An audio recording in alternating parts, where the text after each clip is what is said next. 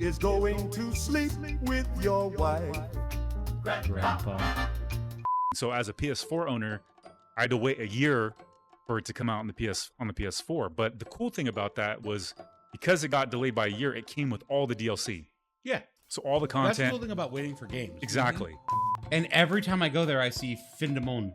And I go, oh, I want to get it. But like we've had it. Yeah. We've had it 3 or 4 times on the show, and I'm like, it is. So President grabs his ass. I'm grabbing his ass right now. You don't even know it. You can do that. There's a lot of hip when you just did. But. Well, you're sitting on your actual ass, idiot. Hey everybody, happy 2026. We're in the new year. This is the first GTE of the new year. And today we're going to be talking about New Year goals, the RAMpocolypse, which is a big deal right now, and CES. I'm Chris. Hi, I'm Brandon. And I guess here's there it is. Happy 2026. Yes. All right, stay with us through the intro.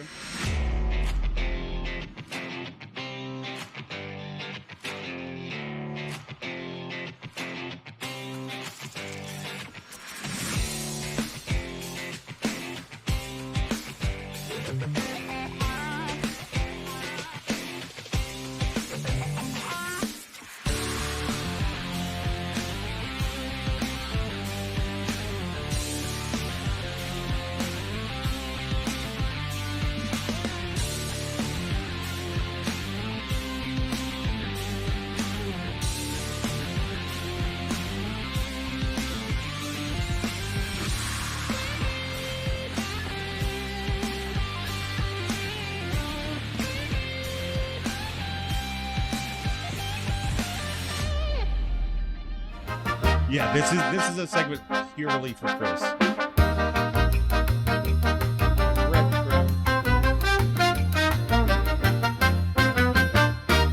On retro. Guys, that was the stupidest game I played in all of 2025. Oh, I'll spoil Fallout. Everyone fucking I died. already watched it. Oh. Yeah. The latest episode. Something about a ghoul and a deathclaw.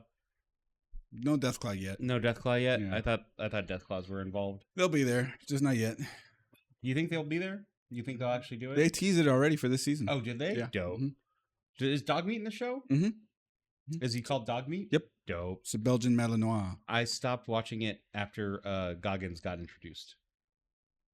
That's like the second episode of the first season. Yeah. Well, like I watched the whole second episode and I was like, it's fine. And then I just never went back.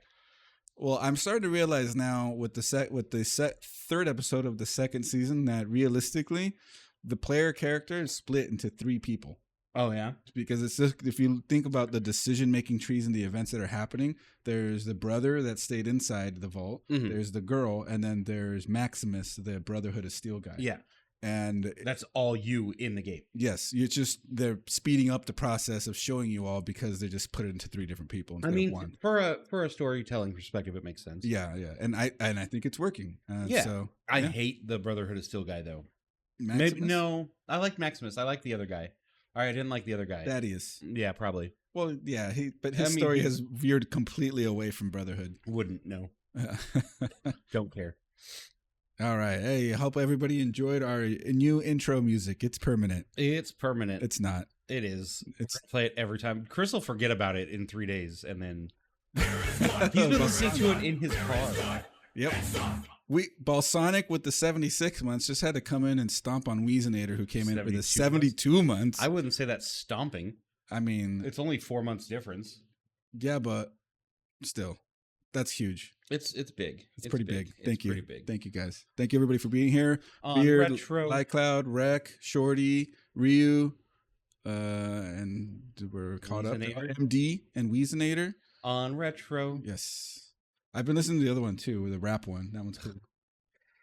Song is, or just the game is ridiculous. The song is fine. The song is funny. It's like Brandon said, music was the best part to come out of the game. Yeah, but the game was trash. Yeah, it wasn't great. Definitely not my game of the year for trash. Trash.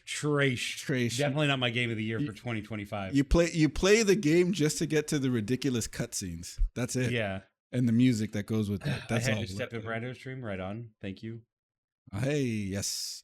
Right on. Okay, so we're good over here on this. Retro. Now that we've sort of talked You about a fucked little. me over. After every sentence, I could just say on retro. Literally that what kind of music is that? The Lounge. lounge music. Yes, Yeah. I think about it all the time, and I'm just like Just just walking around in my house, and now that's it. On That's- retro. Doon. I gotta do a heavy metal cover of that. Oh yes, that'd be funny. On retro. Dun, dun, dun, dun, dun, dun, dun, dun, dun. Like It's Doom Eternal. It's only a matter of time until the guy himself, because he already did like a punk rock one. Yeah. And it's just a few steps further. All right. Anyway, so Joseph, would you like to introduce the intro always topic that we talk about? Why don't we try out one of those drinks you brought, or at least pour it first, and then Yes, let's start with the drink. Let me do switch your that. camera angle real quick because it's set up for you and Matt. So I learned the other day, well, not the other day, literally last night, and I thought it would be a funny gag, but I just ended up not doing it. I have every size available in America of Jägermeister at my house. So I have the little tiny mini shots, and then I have the 2 shots, and then I have the smaller jar, the bigger jar, and the I think it's 750. And I was gonna bring all of them and like have them in separate packages and be like, all right, guess what we're drinking, and then just every time be Jaeger. So like every time, like here's Jaeger, but it's just a different. That's the container. worst surprise. It isn't. I love Jaeger. That reminds me of there was a Mad TV skit where it was like I haven't Balsonic. It was like America's Got Talent. So the first people that came out did like a dancing cover of 99 Red Balloons. Oh, And then the second people came out were like, oh shit, they took our song. And they just did it anyway. So then it was 99 Red Balloons again. And then the third one came out like, how did they know our song that we picked? And the third one came out and did 99 Red Balloons see, again. that's hilarious to me. Like it loses its luster after like the third or fourth one, but then like by the fifth one, you're all laughing. You're just dying. Donk. Oh, chunk. Chonk. It's a sour. You're starting off with the sour. We're starting off with the Sunday Sour from Drecker Brewing. Not Sunday the day, Sunday the treat. Yes, exactly. This is with strawberry and dark chocolate. Check that out. There. That's a really On retro. yeah. It's a really cool looking artwork on there too. Is that a cat that's in there? Yeah. Where? Yeah. It's a Yeah. hairless cat. And he, It's the best kind of cats. No, roll it. let's see if I can like. Oh, you don't have the arrogant bastard one though. Oh, okay. Chris, you and Oh, so close. it looks like retro. Can you stop? Forgot to include. Hey, cool artwork. It looks retro. I can't put this anywhere. It's weird. Wait, maybe. Nope. That's no. Okay, sure. Kind of works. Sure. Can you pour a drink instead of messing with these glasses? I feel like I feel like Joseph when Matt's here. I'm distracted. I'm distracted. Yeah. You pour. That was Matt the whole time. Oh, that is not the color that I thought it was going to be. It is. Not the color I expected either. Yeah, which is probably better because it probably has. I thought it would be pink. I thought they'd throw a lot of food coloring in it. Yeah. And they just didn't, which is fine. Yeah. Yeah. And make sure to grab the bottom of it. grab the bottom. Yeah, well, because the bottom's going to have all the sediments, if there's any left. What up, Zombo? How you doing? How you been? Zombo. On retro. Dun, doo, doo, doo, doo, doo, doo, doo. On retro. All right, so this first beer is called Chunk. We already said all that. We literally already said all I that. just said liquid diarrhea. I missed- Stick to here. It does look like liquid diarrhea. I missed the part that it said dark chocolate.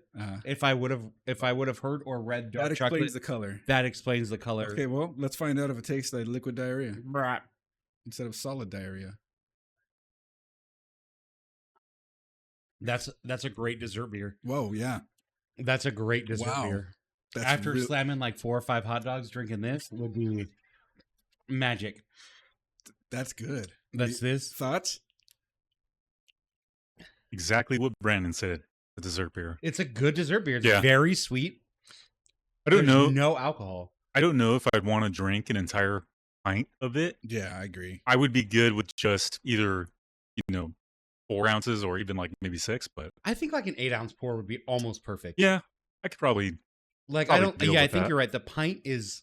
I would be sick of it. Yeah, Pretty quick. it'd be a little much. If I Yeah. had to drink a pint, I would be drinking like water in between a lot. You would have to. Like, Yeah. This is gonna spike my blood pressure for sure. Definitely. 6.6% alcohol. 4.6. 6.6. Oh, okay, that's not bad. When is diarrhea solid? That's the point I made right before we drank. Yeah, that was the joke. it. So can we talk about Voodoo Ranger for a second?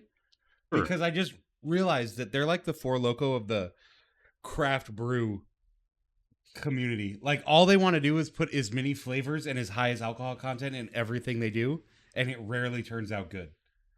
I was gonna say 450 North is doing that. Are they? That one, the like the Parfait Boy. All these like sour Sunday dessert beers we've had are from 450 North, Oh, I guess you're right. and I think maybe they're like that, but for the IPA people. Yeah, that makes sense. I was just thinking as a because you can't get 450 everywhere. Right. Whereas Voodoo Ranger, it's literally It's in every everywhere. store. Every grocery And store. all I see is like they're like advertising bigger than the alcohol percentage. And then they're like, it's a fruity sour zap. And I'm like, shut the fuck up, dude. Like, we've had a couple Voodoo Rangers here and we've dug them, but That's like fine, yeah. I just feel like they're trying to Not the MD Balsamic. I'd call them the Monaco. If Yes. the they are Monaco of craft beer. Yeah. Four Locos just Jaeger in a monster. I agree. The Four Loko that had cocaine in it. Dude, do you remember that? No. Oh my god. I know first they had gener- caffeine. Yes, Yes. yes, that's what he meant. Okay then. Yeah. But yeah, the first edition, do you remember drinking the first cans of Four Loko when they first got released? I don't know if that was a Joseph drink or not. Can't imagine. I don't it even is. think I've ever had Four Loko Oh, before. what Well, about- now don't. I have it. actually never had a Four Loko. When it came out, there was another one out there, and that's the one that my Sparks? brother got me on. Not Sparks. I've actually Juice. had Sparks before. Sparks is Okay. awesome. Yeah, Sparks long is used time to- ago. Juice. Juice, Mm. JOOCE.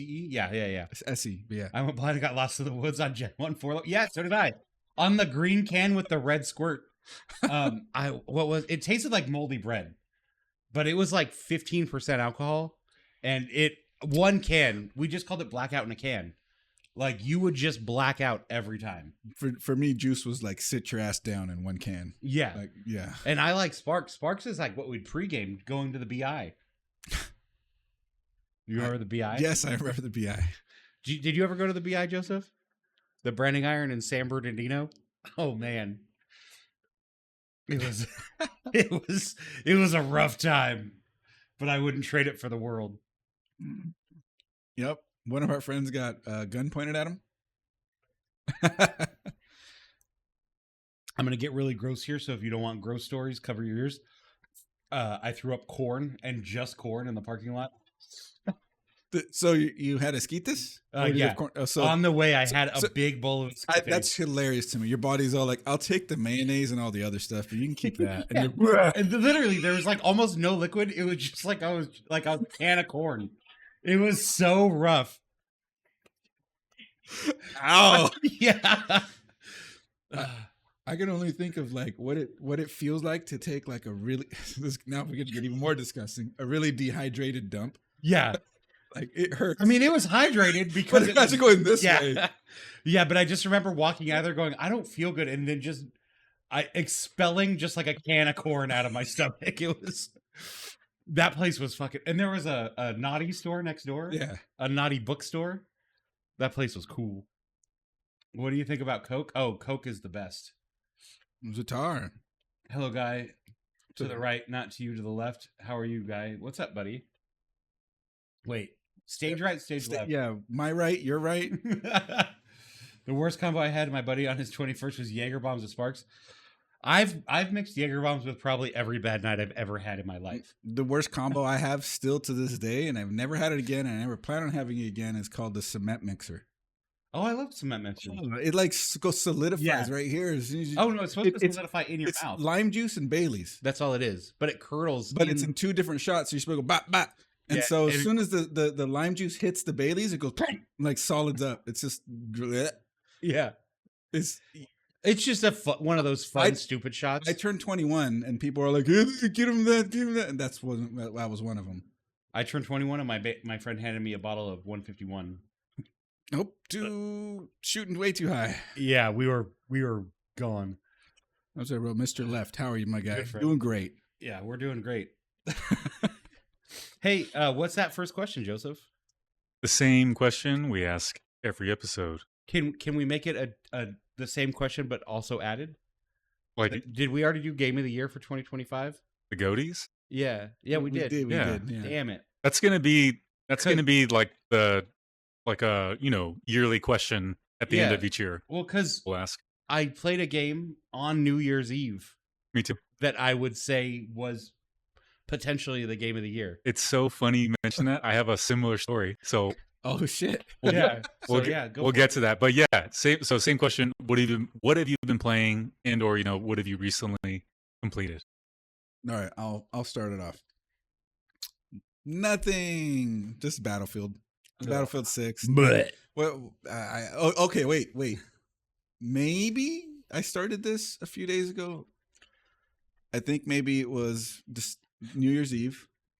It was no, okay. So New Year's Eve, we talked about it, but I didn't start playing it until right after, unfortunately. So it doesn't quite qualify, but I'm gonna say it anyways. Dawn of War 3.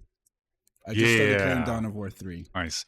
I'm trying to think of what Dawn of War is. Warhammer 40K Dawn of RTS. War 3. 3. Yes. Okay. But Chris, what happened to Alan Wake? I finished it. Yeah. That's right. That was in the That's last right. conversation. My bad. Yeah. So Alan Wake Sweet. is done. Battlefield 6 just gets, that's the cool thing about Battle Royale modes that I like, is that it's a self-contained story. You start it, you play through it, you're done with it. It's not like an ongoing, it's just not ongoing per se. You just play it and it's self-contained, it's done. You completed an entire thing, the whole story's done. Whatever place you finish it, that's it.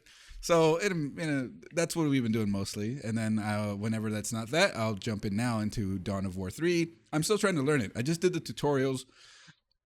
I immediately jumped into a 2v2 AI bot match and got demolished.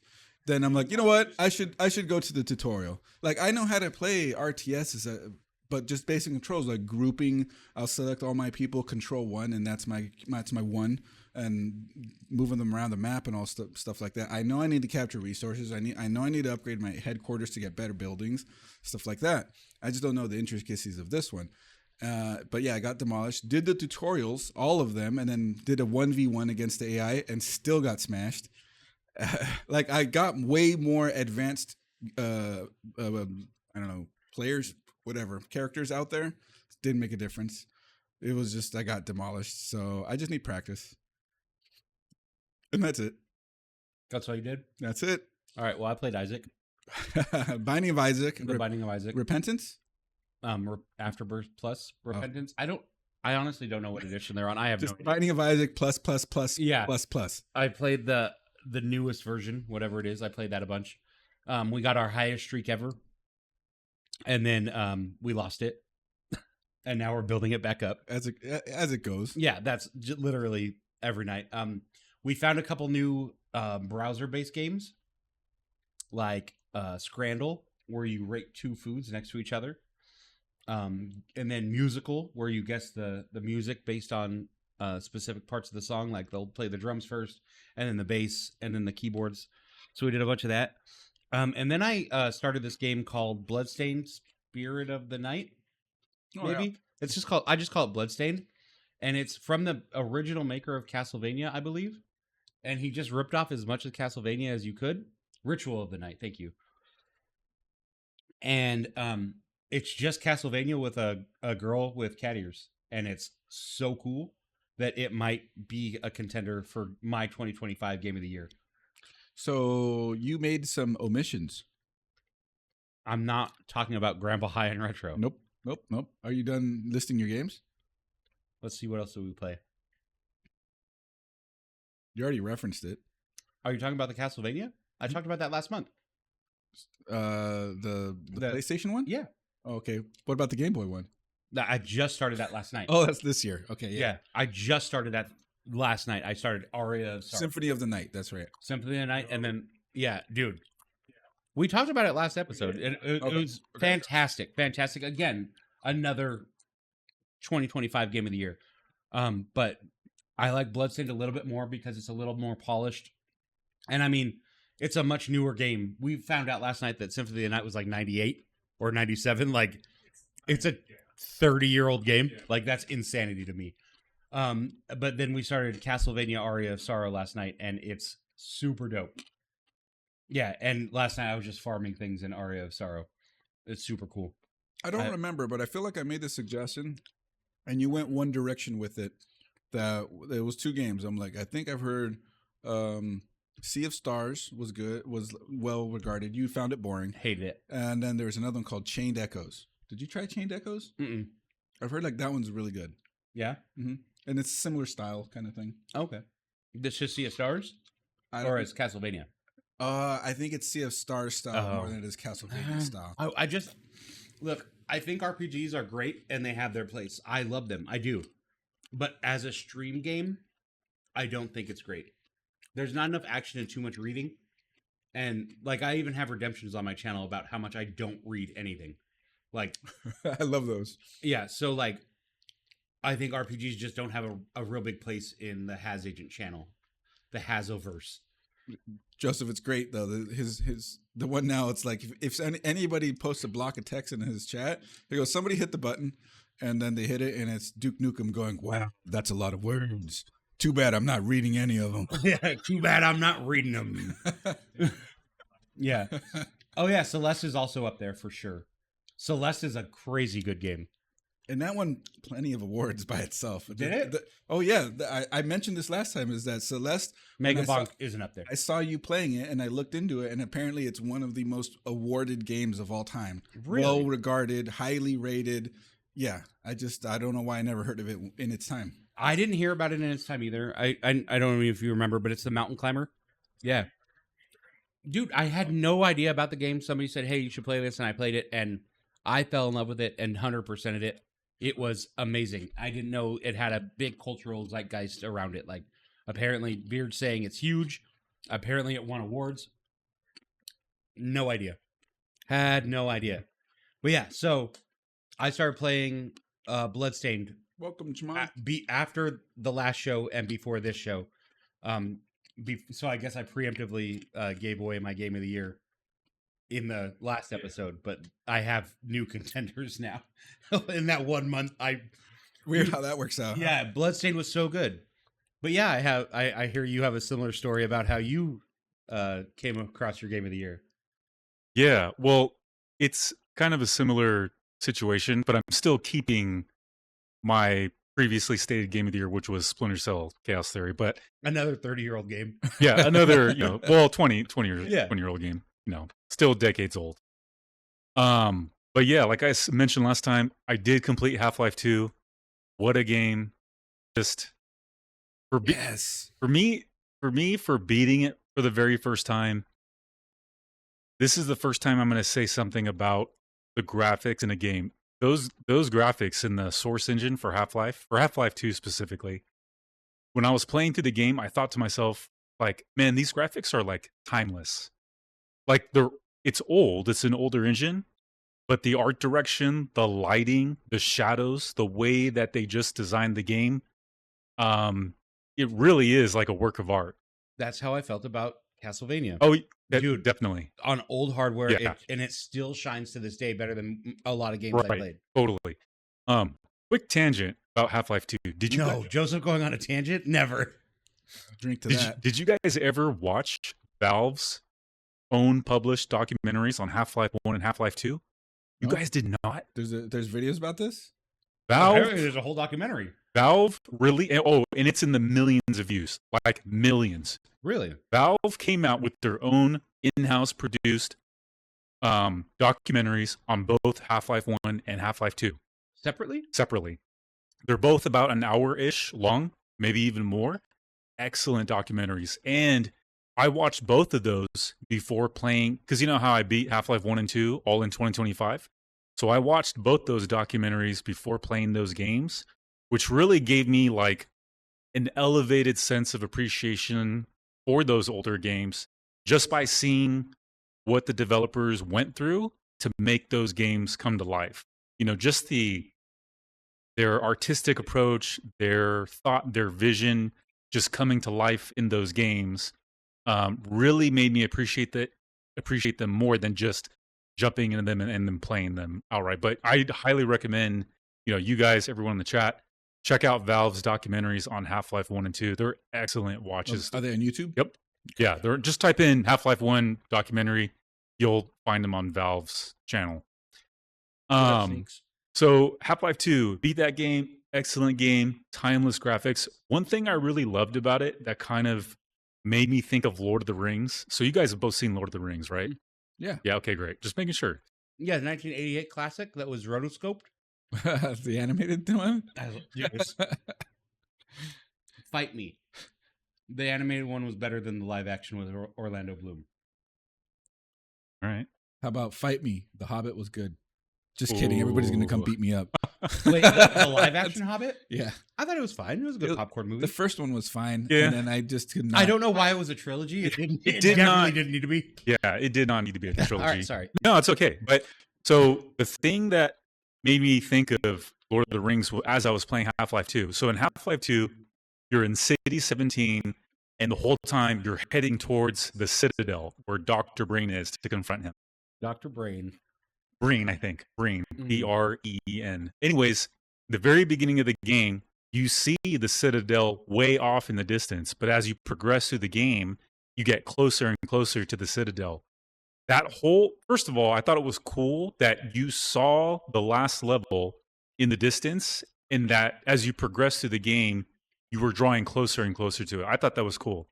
It reminded me of Lord of the Rings, how Frodo is getting closer and closer to Mount Doom, how he sees it all in the distance, and as he makes his journey, it shows him progressively getting closer and closer. Anyway, I just thought that was kind of like a cool similarity that stood out to me with Half-Life 2. But yeah, Half-Life 2 is awesome. Loved it. But by the time I beat it, it was getting really close to Christmas. And like I mentioned to you guys, I was expecting at least like one game, which I did get. So I did get Space Marine 2 for Christmas.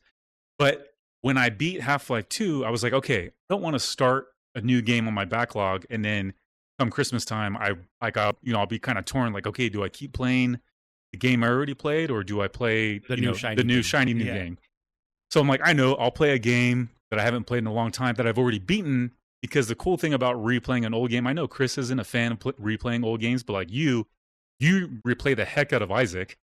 I mean, that game, it's meant to be. That's the whole idea of the game. Yeah. You play it. Yeah. But I do replay the shit out of Mega Man. Sure. Yeah. Super Metroid. Yeah. Totally. Quack.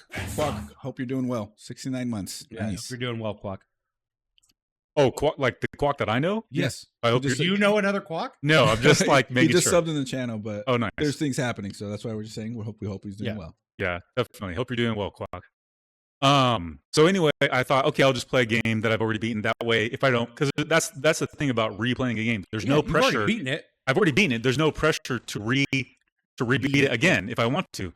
So I got. Did you guys ever play the Tomb Raider Survivor series?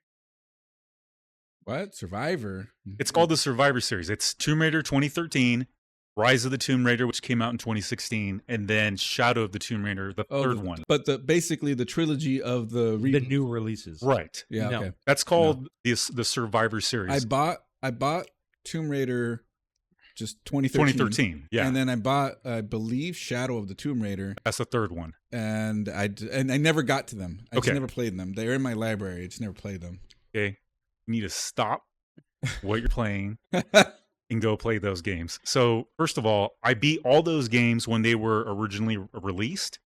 But the second one, which is the second one, which is Rise. I'm going to try to wrap this up because I know I'm going on a little long. No, you're good. The second one, which was called Rise of the Tomb Raider, that was my favorite one, and it came out on the PS4 in 2016. It was originally an exclusive for Xbox in 2015. So as a PS4 owner, I had to wait a year for it to come out on the PS4. But the cool thing about that was because it got delayed by a year, it came with all the DLC. Yeah. So all the content. That's the cool thing about waiting for games. Exactly. Mm-hmm. So it came with all the DLC, and I remember when I played it back in 2016, I really enjoyed it. So I'm thinking, okay, 9 years later, let me see how it is. I Don't remember anything about the story. Nothing about it at all. I just recall that I really enjoyed it. And man, I played it again. So I played it on my PS5, which is cool because that meant 60 frames per second. It upscales. Better graphics. Like it was just, playing on a bigger TV than I had when I originally bought it back in 2016 or when I got it. And that game, when I ended up beating it again because it was that good, even though I got... And it's a pretty short game, right? It took me a couple like weeks. 9 hours? No, it was like more like 12, I would say. Okay. 12, maybe even like 15. And it depends on how many side quests you want to do. Yeah. Because there's the main missions, the main campaign, and there's side quests. But anyway, Unsure Light Cloud. Sorry, go ahead. if you enjoyed the Uncharted series or the Horizon Zero Dawn series, if you like it, Great brand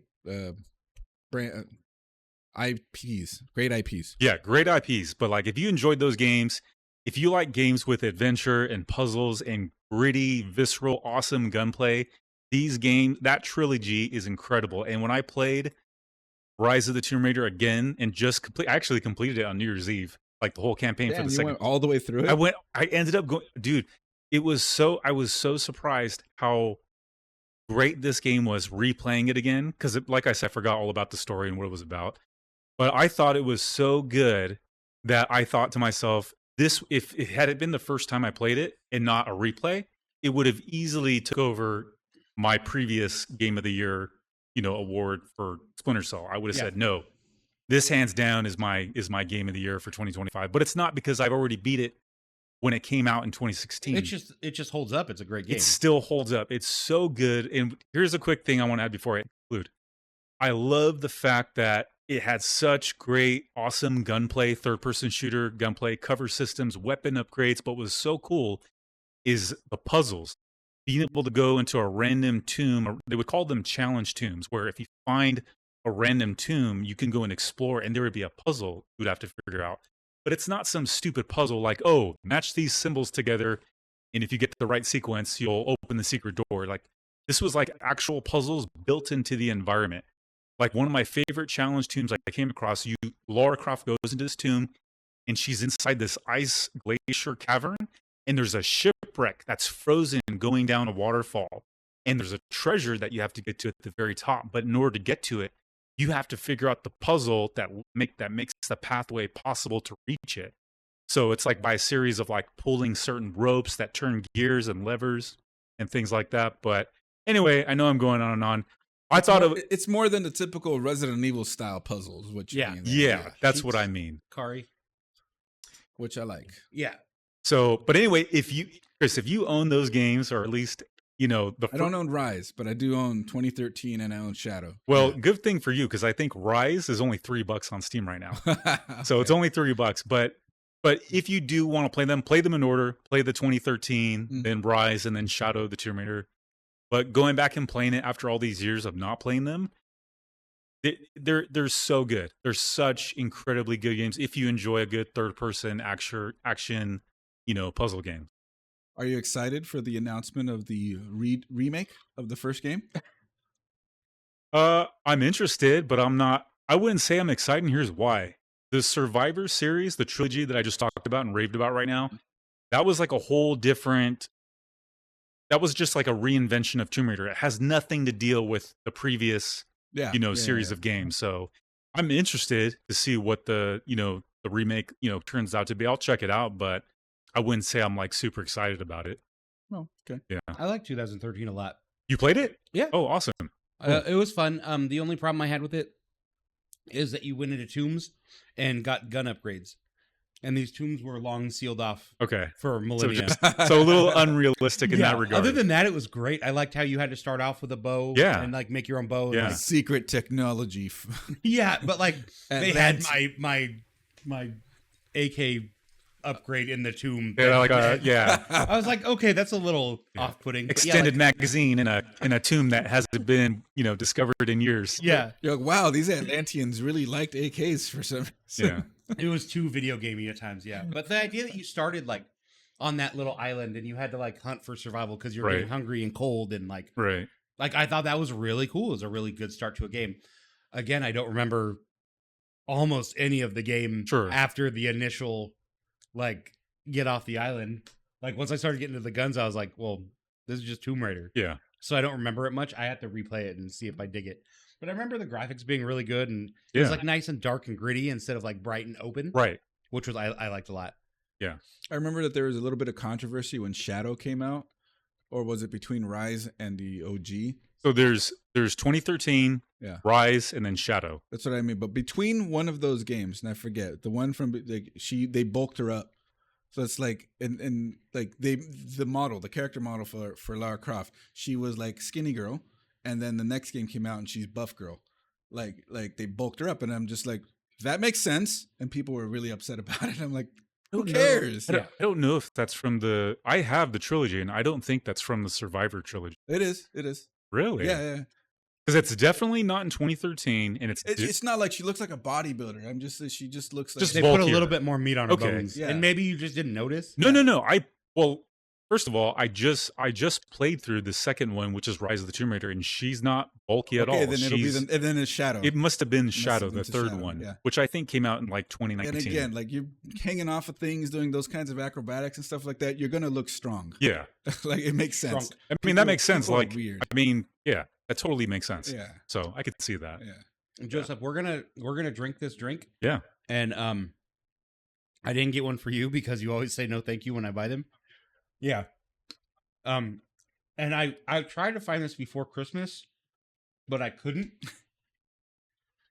So we're drinking a Christmas drink on the New Year's show, but it's the maple syrup sundae elf branded Buzzball. See, when we were in Vegas over Christmas weekend, the ice rink that was at the hotel resort that we were at was showing movies, and when we were there, they were showing Elf. And we were watching Elf as people were eating shit on the ice. People don't know how to ice skate. I remember when Elf first came out. I hated it. I'm still not a huge fan of it, but I watched like it again this year. Yeah. I don't know how old a movie has to be considered a classic. It's now in that camp with Turbo Man. Hell yeah, Jingle All the Way. Yes. Yeah. With Turbo, I know it's called Jingle All the Way. I'll always call it Turbo Man. It should have just been called Turbo Man. With Harry Potter and the Chamber of Secrets, I think is a Christmas movie to me. What's that one that plays on TNT every year? A Christmas Story. Yeah. Like all those, including Elf now, are like classics to me. While we were chilling in the hotel room, the A Christmas Story Christmas was on. I never saw it. I found it interesting. I actually only have like memory spots for the original Christmas Story. And the second one, I'm just like, this is actually funny in just the way that it's like Doug. The way he just constantly reminisces and then imagines all the... So it's like a Family Guy?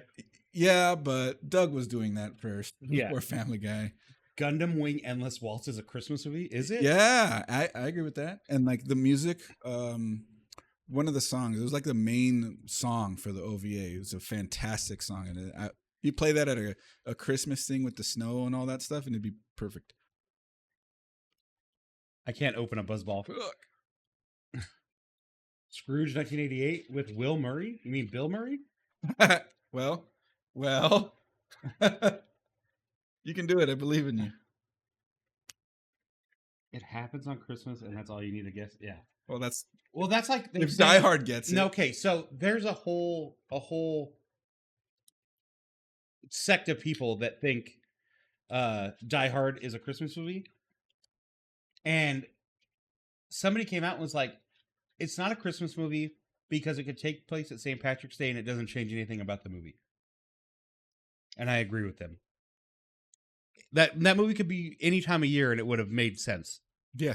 It's not a Christmas movie. It's just a movie that takes place on Christmas or around Christmas. Yeah. It isn't. I'm with it on that one, but if somebody wants to watch it on Christmas, For sure. If they want to say, this is a clear Christmas classic, we're going to have a problem.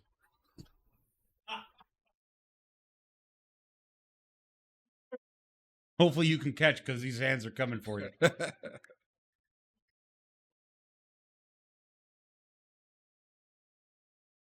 Boom. Cheers. It's a maple syrup sundae. Maple syrup. Let me actually get the zoom in here.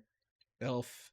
It's an Elf branded Buzzball. and it smells like all I smell is maple syrup. Oh, it's all I smell is maple syrup. Cheers.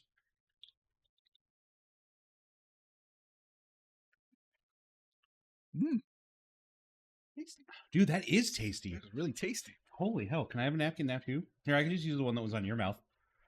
No. You don't get that. Canada. Woo! That is. That is.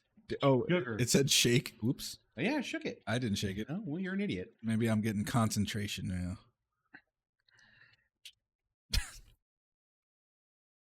now. It's just milky. Also, I love that it has to have the Warner Brothers logo on it. Like, why? Like, they're like, look, if you're going to put your stuff on an alcohol, we have to have our WB shield. Where's it at? It's right here. Oh. Where it says Warner Brothers. Doesn't say Elf and all related culture. There it is, yes. No, because it's WB. Elf and all related characters and elements, and New Line Productions Inc., WB Shield, and WBIEs are all copywritten. Who is your favorite Warner brother? Yakko. This is 15%. I was gonna say only, and then I was like, that's a lot. Yeah, doesn't taste like it. If you get a beer that's this high in alcohol, it tastes like motor oil. We've done that a couple times. Beard says Wacko. Yeah, Wacko's my guy. No, I said Yakko. Wacko is the shorter one with the hat. Is it? Yakko is the main one. Okay. And then Wacko is That the makes cool sense. one that I meant to say. With the shorter one with the hat. Yeah. And then Dot's Yeah, the girl. Yakko's a tall one. Okay. Yeah. Cool. Yeah, we'll Dot. So I fucked up and I meant to say Wacko. I want to say those of us that are Wacko stands are probably also Michelangelo stands. At least OG. Like, think about when you were a kid. Oh, no. I was a Michelangelo stan for my whole life. Yeah. Like, until recently. But then read Last Ronin and you'll become a Michelangelo stan again. Doubt. What? He's the one that makes it out. Like, it turns out that Spoilers for The Last Ronin that's coming out next year. No, it's not. It is. It got canceled for the whole like friendlier version now. Did it really? I'm pretty sure it did. She But- does sexually assault Flint. She said, yeah, that's funny. Just for Prince. But yeah, like what ends up happening, it turns out that Michelangelo turns out to be the best fighter of them all. Let's put it that way. He accomplishes things that the others can't accomplish or couldn't. Others were good at avoidance, and he was actually good at landing shots on things that you weren't supposed to land shots on. Yes. It was good. Yeah. It is coming out? I told you. I know, but I thought they shelved it to go with the They're probably doing both. maybe they do both. Listen, They're different timelines. They can do both. I know. Yeah. My thing is, and I'm sure Joseph can attest, we grew up watching the Ninja Turtles. I feel like it had its place. It had its time. I'm glad that it's gone. They keep trying to bring it back in like new ways, and I'm like, why? The perfect cartoon already exists. I love the original. They don't need more. No, like, and it just never happens. And they had the live action when we were growing up, and that was cool. I had it from Pizza Hut. I got the VHS from Pizza Hut. I'll believe it when I see it, Balsonic. But like, why do they keep trying new angles and stuff? Just stop. Just make either remix the original and upscale it to 4K, or just shut the fuck up. It didn't. Oh. Good job, Google AI. You're the best. You're the best. Let's open another beer for Joseph. And then Joseph can throw the next topic at us. You know what? Do we want to clear our palate, or want to stay sweet for a little bit? All right. So, Brandon, I saw a label on this that said, if you're a fan of Pliny, ask about this beer. Oh. And so I got it. Two-hearted? Mm-hmm. And it has a fish. I wish it was has horse. two fish. I wish it was horse themed. Because then it could have been hoof-hearted. Huh. I see this and I think of Little Nicky. The scene where it's Relax Your Throat? No.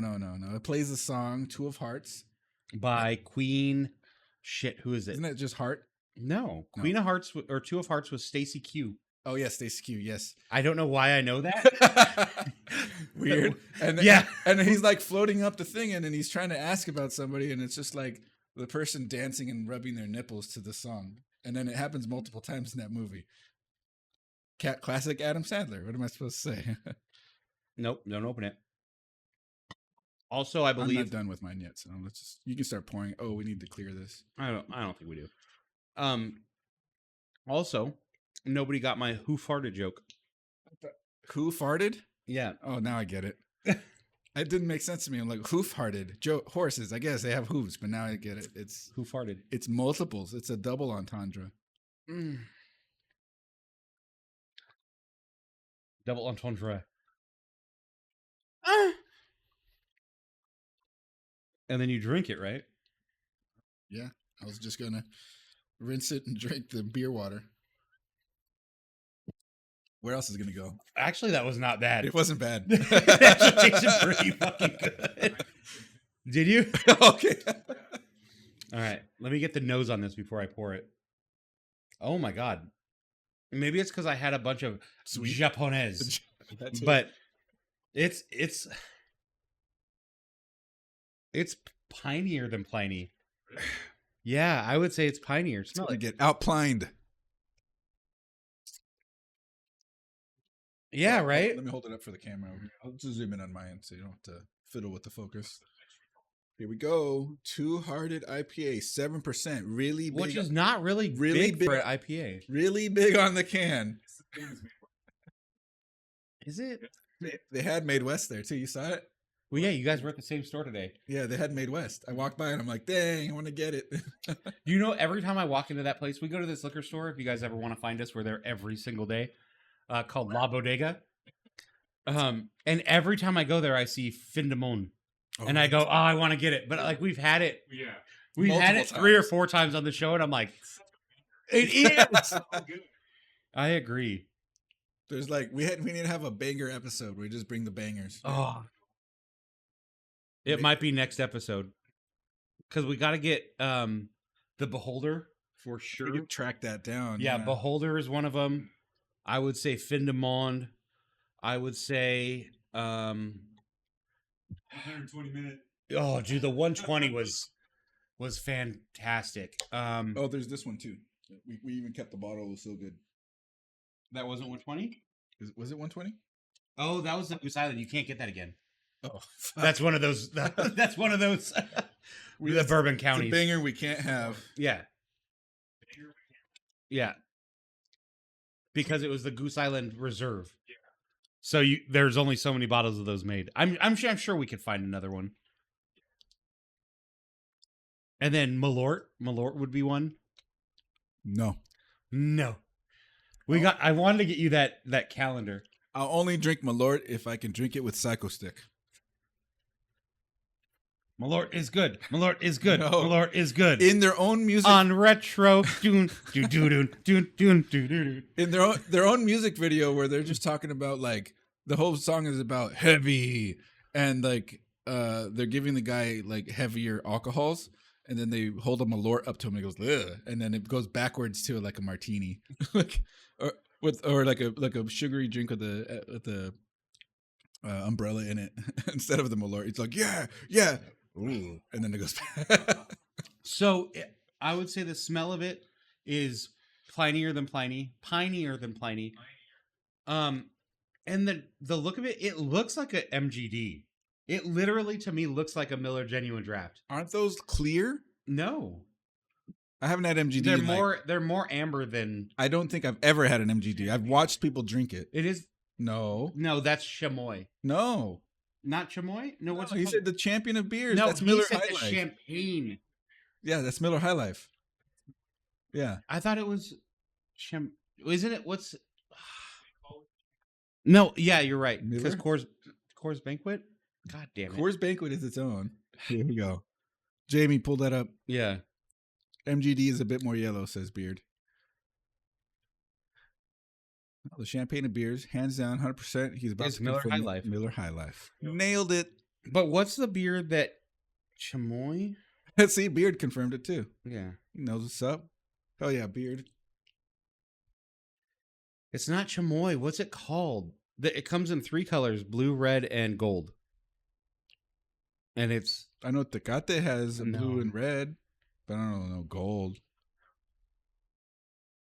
I thought it was fancier than it was, but it's not. I thought that was either way. Here, cheers and whatnot.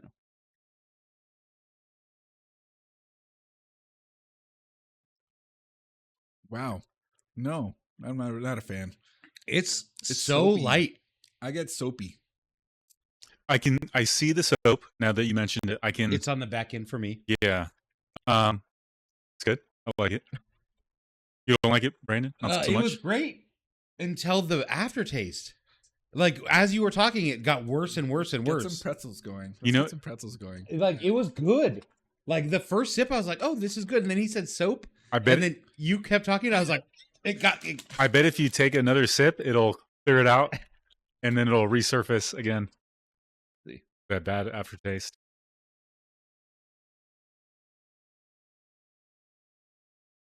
Yeah, it's good. And then it gets terrible. Where is that coming from? That's so awful. I don't know. Want some pretzels? I'm good. Okay. Are you guys Don't- ready for the don't go first too much, main don't too much. topic? Why? They're going to be gone. Just He's like, I need pretzels for my movie night later.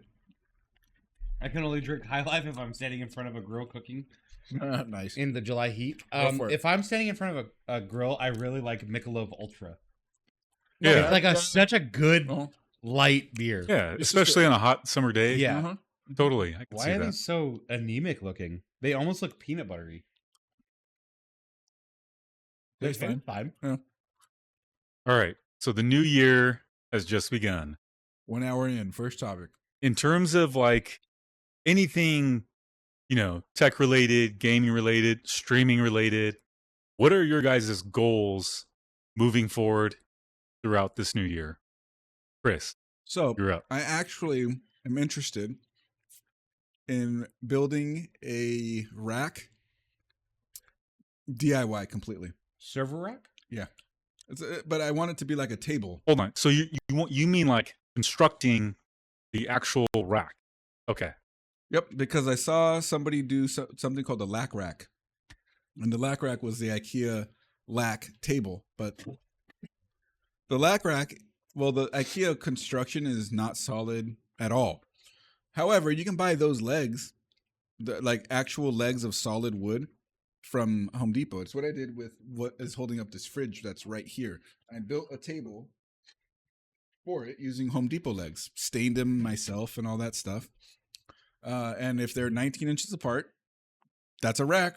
That's all it needs to be. You can buy the rails for the rack on Amazon. They're cheap. And then just... You could 3D print them. No, you want the rails to be metal. Well, the mounting sides, not necessarily rails. I don't know if you'd call those rails. Would you call those rails? Yeah, okay, fine. The mounting rails on the left and right. There you go. That's kind of what I want to do. But the problem is I don't have a use for it. My house is not set up to take anything like that. I want to build a NAS. So there it is. Actually, that leads me into that. That is more of a... He's realizing his of a goals here. cloud. That's more of a just a I wish I could. What is actually realistic for me to build? I already have the OS for the license purchased. I want to build a NAS. I want 6 drives. I keep trying to compromise with myself, going, I'll settle for 4 drives, but then I only have 2 drive usable out of that with 2 drive fault tolerance. I want 6 drives. I want 6, so I have 4 drives of usable data and 2 of parity, and they're like, hard drives are still just not. They're not cheap. But they're not expensive. I know. I mean, they are. I but might not... end up like doing a thing where I buy like maybe 1 or 2 drives a month until I have all the drives I need, and then splurge on their hardware. But I already have RAM. That'll lead us into another topic. But I already have RAM, and it's ECC. The thing is, I have to find, I want ECC RAM. In this case, Brad, an ECC is error correcting memory. And for people who build NASs that don't have that kind of server RAM, if a bit goes wrong in the RAM, it could corrupt all the data. And ECC has a chip that protects against that. That's all. So it's extra protection against data loss. That's all it is. So that's what I want to do. I want to build a NAS. I want it to be 6 drives, and that's it. That's my goal for this year. Tech from the RAM conversation. We're not at the RAM one yet, but I understand that. yeah. But real quick aside, I Jeez, can't wait Beard. until all those companies fry. The AI companies. Yeah, because they're just turning their back on all their consumers. And once this bubble bursts, the floor is never going to be the same. no, it's going to be a shit show. It's like how gas prices are never going to be as cheap as they ever were. Yeah. Because now they understand the cost of like what tech is going to. But that's the RAM topic. We're not there yet. I know. I just wanted a quick thing. Okay, thank you. All I want to say is I can't wait for these fucking companies to burn. Yeah, thank you. Because it pisses me off that we can't upgrade. But that's the next subject. Beard, I did think about getting a NetApp disk shelf, and then I can use a disk shelf connected with an HBA into a computer, and that way I have my NAS that way. And that's 2 separate boxes. But I thought to myself, you know what? I kind of just want one box. I wouldn't mind a NAS. Yeah, I know you can make use of it. Yeah, like for sure, because I store a lot of files for my actual job. But I'm just deleting a bunch of stuff. It's all uploaded on the internet.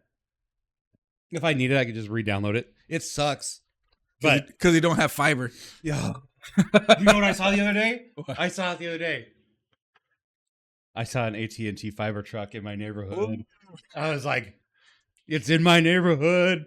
And I checked and they said, not yet. And I was like, fuck. You should. But I saw the truck and I was like, here's a hundo.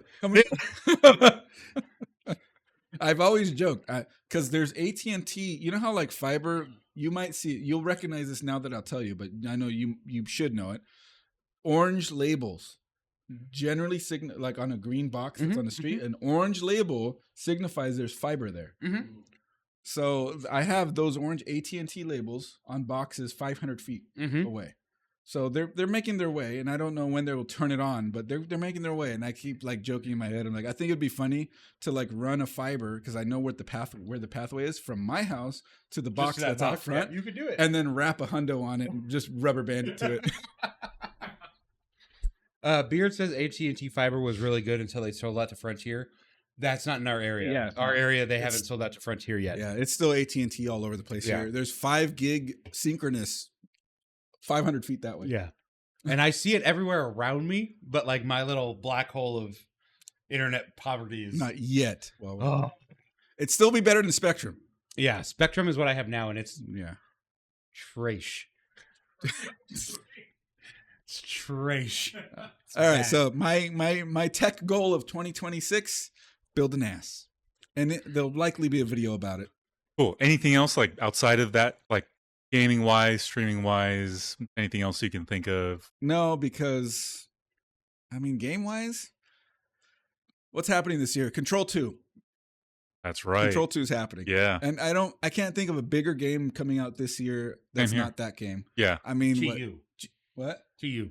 To me, yes. GTA 6, is that delayed till next year? Probably. 27? Probably. Whatever the case is, I'm not a huge GTA fan anyway. Yeah, same here. So it doesn't matter to me. Kryptonic, what's up?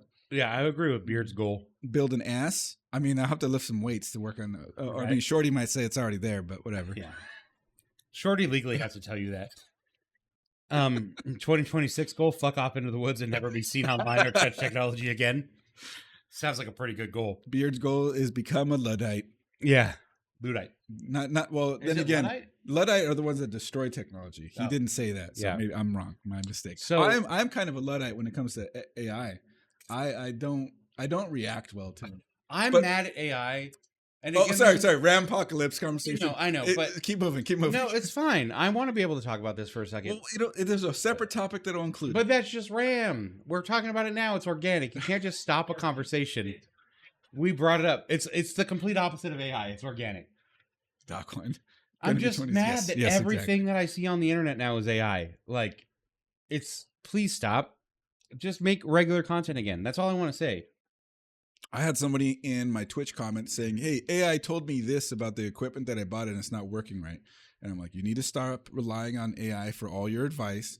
Try this, this, and this, and this. And then he came back and he goes, well, AI said this, this, and this. And I'm just like, oh, it just pissed me off so much. And AI is also one of the reasons that the YouTube channel is probably our viewership is going down because a AI chatbot will gather the data, scrape it off of YouTube, and summarize it to viewers. So viewers, what were potential viewers are just now getting it. We just got to start feeding these fucking AI bots just trash. Trash. Okay, so my goal in 2026 is to not have any goals. And that's been a very important resolution or goal to me for the past 10 years now. Is I just set no goals, and that way I always exceed what I've set. It's stupid and it's a non-answer, but it works for me and my neurodivergent fucked up brain. If the bar is always low, you'll always be above. Exactly. So like I just try to be a better person, be nicer to everybody, be bigger. I mean, we've grown from 3 years on the Has channel. Like we went from having one viewer every day to now we have 15 to 25. Like if I set no goals and just try to be better as myself, I think it's the best way to go. There's no game that I could give a shit about that's coming out or movie or anything that's happening.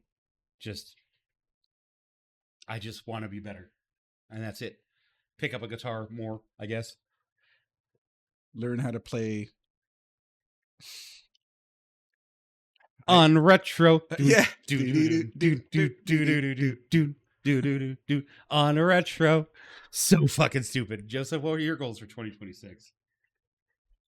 I would say probably, even though we didn't state or set any goals last year, it's probably going to stay. I'm probably going to stay on the same course that I have been as far as like chipping away at my backlog. So I took a look at my spreadsheet I have of all the games. I beat about, yes, I made a spreadsheet. Yeah. That's awesome. Oh, fantastic. So I completed about roughly a dozen games all throughout 2025. So basically, I feel like that's as much as I did. Oh, awesome. Cool. But these are games that are, yeah, he's totally joking. But these are games. No, I'm not at all. Just the non-answer you gave me. No, it's just. He's trying awesome. He's trying to work through his yeah, I'm sorry. He can't stop and be like, really? Yeah, tell me all about your thing. No, he's trying to talk. I understand how a podcast works, but he has to have some back and forth. I'm trying to give him something. I hit the BRB button. Oh no, we're not BRB. We're fine. Joseph, I think it's awesome that you have a spreadsheet and 12 games completed this year. Please continue. Dude, it's I love, it's such a cool project to like have it all there.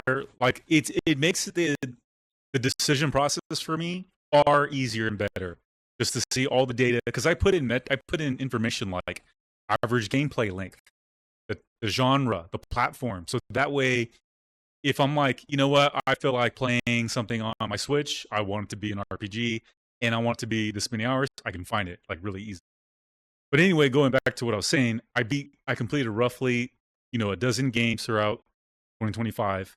My New Year's goal for, tech gaming related is to just continue that and complete at least another dozen or so. I would say if you just did 12, it's a good accomplishment. Yeah. Yeah. Like that's solid. Yeah. Just keep the status quo. Yeah. And like, it's not just the fact of beating these games. It's the fact that I'm having an awesome time going back and getting value out of all these games that I've never completed. But just don't start playing Fallout because that list is just going to go to 1 a year. Probably. Yeah. Fallout takes so long. Too long. Yeah. Yeah. I'm pretty strategic about which titles I pick because I'm trying to avoid the ones that are gonna, take up the whole entire. You're like, is it linear? Oh, okay, good. So that's the funny thing is like you're so specific and you have an Excel sheet, and I'm like, as I'm nearing the end of a game, I'm like, all right, stream, what game are we playing next? What are we doing? And like people just shit out titles, and I'll like review them on Steam. Like they'll say they'll send me the Steam pages or whatever, and I'll look at them, and we'll just review it on stream, and then like, oh, that looks good. And we'll just go into that. Like, there's no like deep thought. It's what should we do next? Yeah. Okay. And we do that. And that's kind of, it's literally the opposite of what you're doing. And that's kind of how you came across Celeste, right? Yeah. That's how I came across Celeste, Castlevania. It's one way to find gems, dude. That's cool. Yeah. But then again, somebody suggested that we play Star Ocean, and it was trash. Or Sea of Stars. Sea of Stars is good. Sea of Stars. Sea of Stars was trash. Like, sometimes you get some stinkers, and Zombalis suggested and even bought us a game called Obra Dinn. And I think you would actually dig that game. You should look it up. Okay.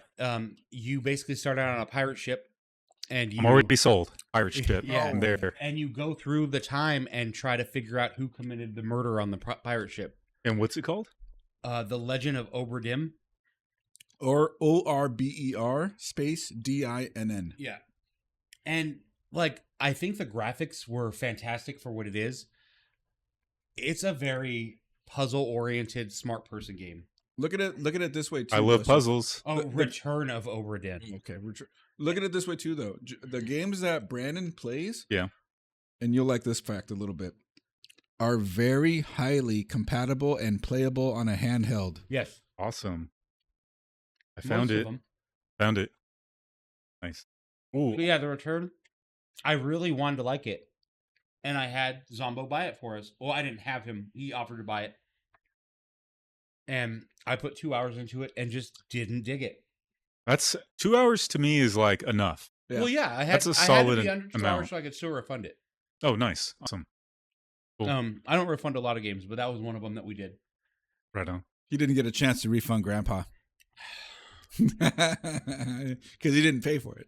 I didn't. I got my entertainment out of it. But yeah, it's a very ready, thinky game. Cool. Yeah, I think you would really dig it. Nice. The graphics are also very rough on my eyes. I saw pictures. Yeah.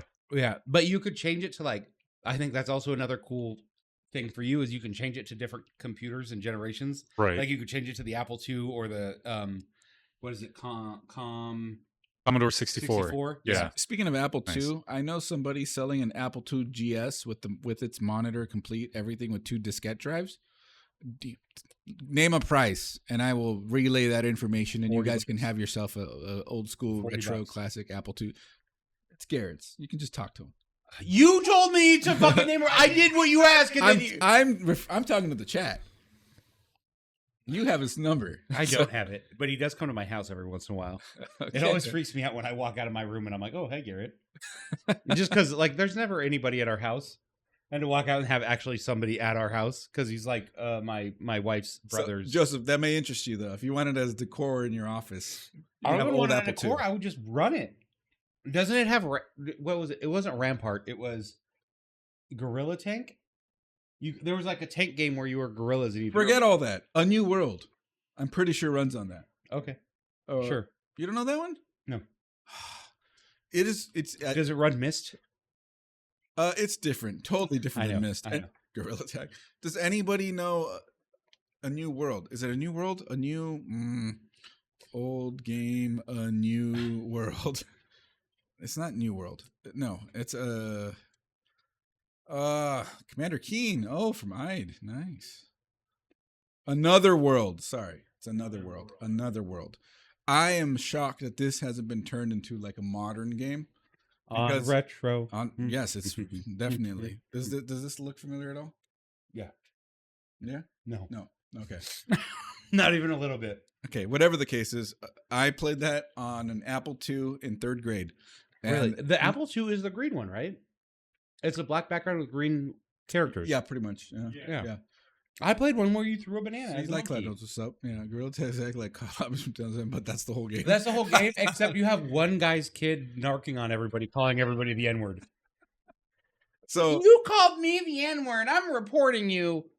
but like Another World, if you get a chance to look at least to a YouTube video about He's a the good history of it, it's just shocking that it hasn't been adapted into TV, movie, or updated video game. It suits itself well to all of that, and like it's just crazy. Like the story is very like 80s sci-fi.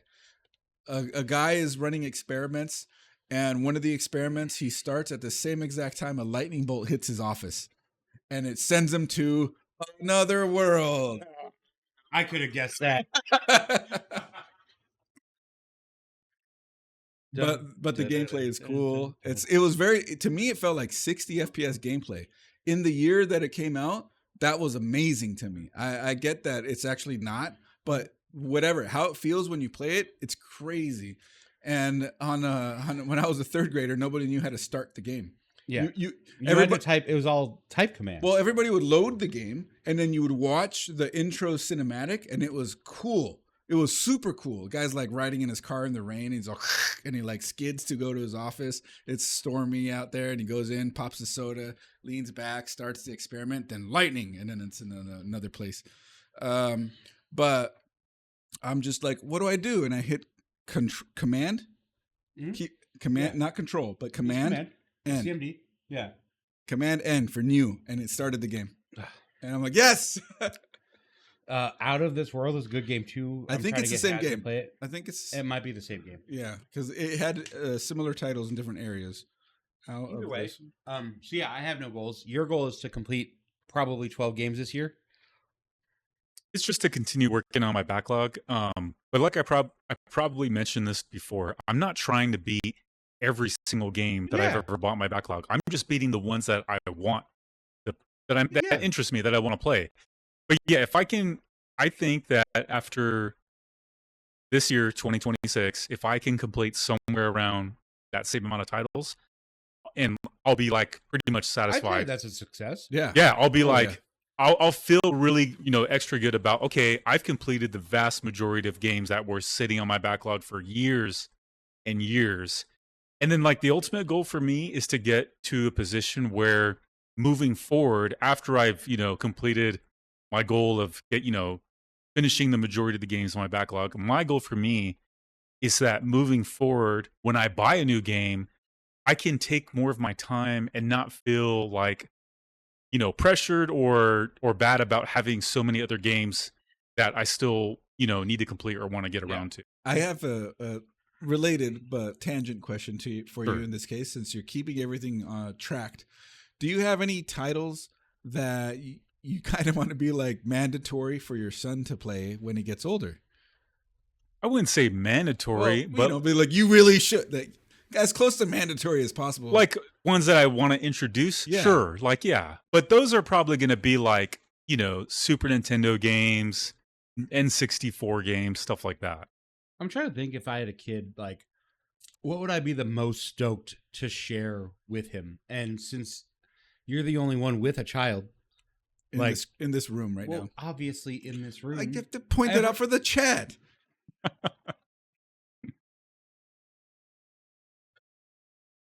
It's been years with this guy on retro. But like, do you have like one specific game that you're like, I can't wait to show my child this? Probably like one of the Ninja Turtle games, like, super old school, like something from NES? Not the first one, please. No, that one is death. That was so much fun. It was fun. The overworld version of that game or the overworld section of that game is so cool. Yeah. But that Once game, you start actually playing, it's kind of lame. That game is frustrating. So hard, so difficult. No, I was thinking something more along like the Sega Genesis or Super SNES era, something like that. Because those games are just super fun, classic, simple. Can I add a game for you to put on your queue? You have to play it in emulator. At some point in this year, maybe next year, it doesn't matter, honestly. As long as you play it. Terranigma. It's a Super Nintendo game. You know what? Didn't we talk about that game? I've talked about it before. Yes. You have, yeah. Yes, because it's one of the most amazing and to me beloved Super Nintendo games ever. Nice. I hold it in higher regard than a Link to the Past. Do you own it do you have it on emulator? I have a ROM. Oh, dude, you should show us. Yeah. Show us. Give us a demo. Like off the podcast. Like, oh, yeah, sure. Yeah. Are you saying that should be my next stream game? You could. Yeah. Chrono Cross, didn't play that one. I played Chrono Trigger. Yeah. I played it all the way to the end and then got bored with it and stopped. I kind of got to the point where I completed everything, but I couldn't beat Lavos. And I was like, I know what happens. And I feel like that's how it was with your NES, and you have a yo-yo. Earthbound. Yeah. I got to the end of Earthbound and I just stopped caring. But yeah, Chrono Trigger, A Link to the Past, Terranigma. Those are very, very important Super Nintendo games. I think Legend of Mana Co-op has Chris. Hey, I like that. I think I would show him Super Mario Land and not A Link to the Past, Link's Awakening, both on the Game Boy. Oh yeah. Both of those games were on the Game Boy, and I think they're two of my all-time favorite games that I would love. I love to share them with anybody that'll listen. Because Super Mario Land, was made by somebody that didn't ever play Super Mario, I think. Like, everything about that game was so much different than any Super Mario before or after it.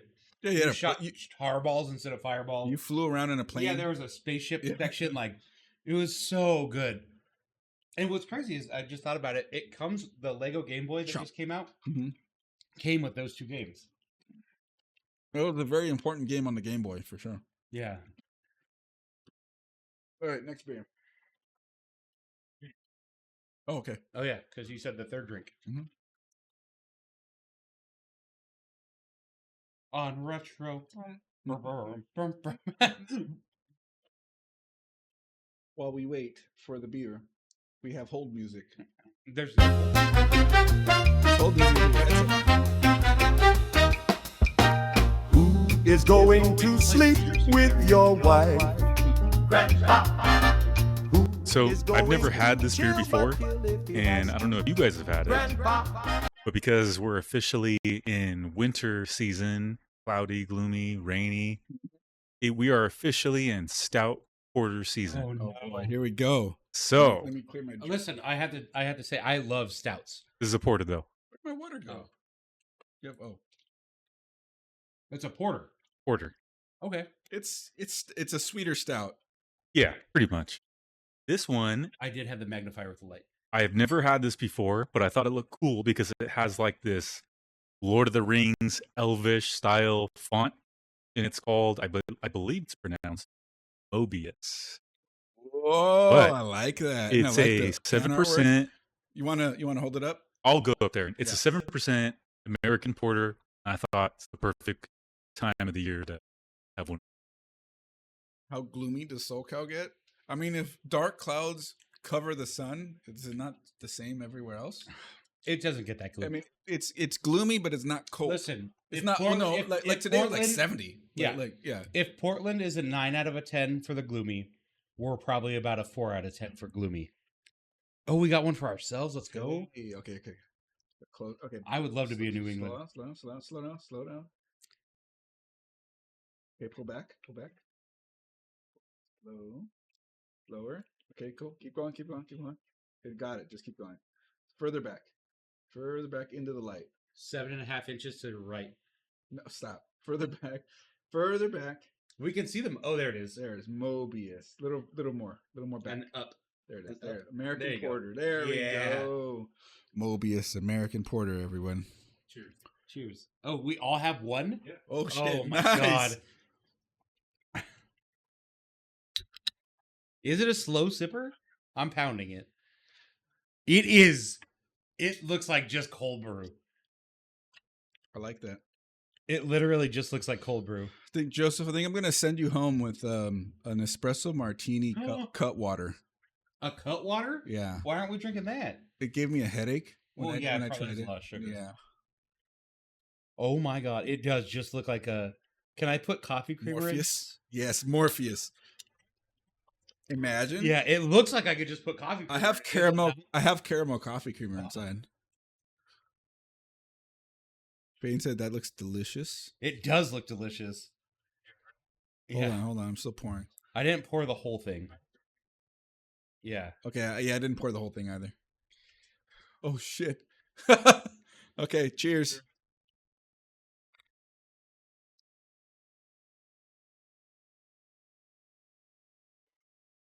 That's literally half as thick as I thought it would be. Yep. It's so much thinner Yep, than I thought. that it would is be. enjoyable as hell. I like it. I liked it a You lot. like- again. you guys- the you guys like it? aftertaste was kind of rough. You like it, Chris? Yeah.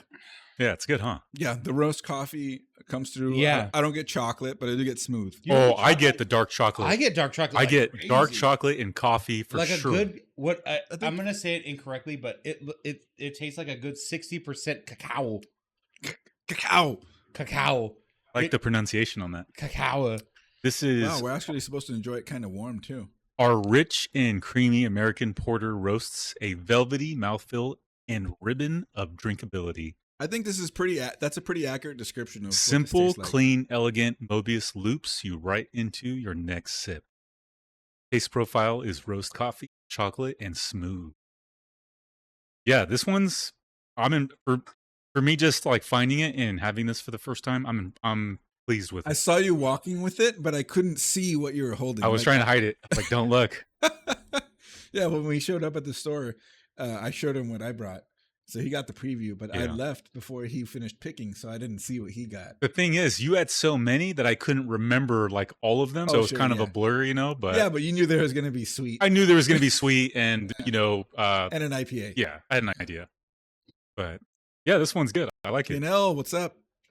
Oh, look at that. Hype train leader emote too. Yeah. Love it. You love to see it. So Beard got drunk on SoCo and hot chocolate while fishing with hot dogs as bait. You would just catch Haz over and over and over. I was like, ooh, hot dog. Ah, hook. It'd be like that SpongeBob meme, except instead of like the SpongeBob meme of him going onto the hook has to do with him going to the casino. Yes. It's like me going to the. but Are we going to the casino? For you to be hot dogs? No, Why not? because I already went. Well, not tonight. You haven't been today. Shut up. We haven't been with Joseph. I really want to do a casino night. We've with never Joseph. been to the casino with Joseph. I know one of these days soon, but right now I actually don't have any money. I ran out. I paid it all into loans, and I'm good. I'm good this month, sir. You guys want to see my casino money? He's gonna put it. Oh, it got worse. It went down. That was his investment money. It's so much worse. That's like 80% worse. Mm-hmm. It's my PayPal money. I had $9.25 in it. Now I have. Why did it go down? Because if it's Peacock, PayPal. because Peacock charged. Speaking of which, I have to what? Look at. Hold it closer to your face, and they'll be in focus. There you go. There it is. See, people can see that. Maybe. Either way, I have $3.25 of casino. Even money. less than Fane guessed. Yeah. It's $3.25. It was $9. It was, and then instantly hit because Peacock.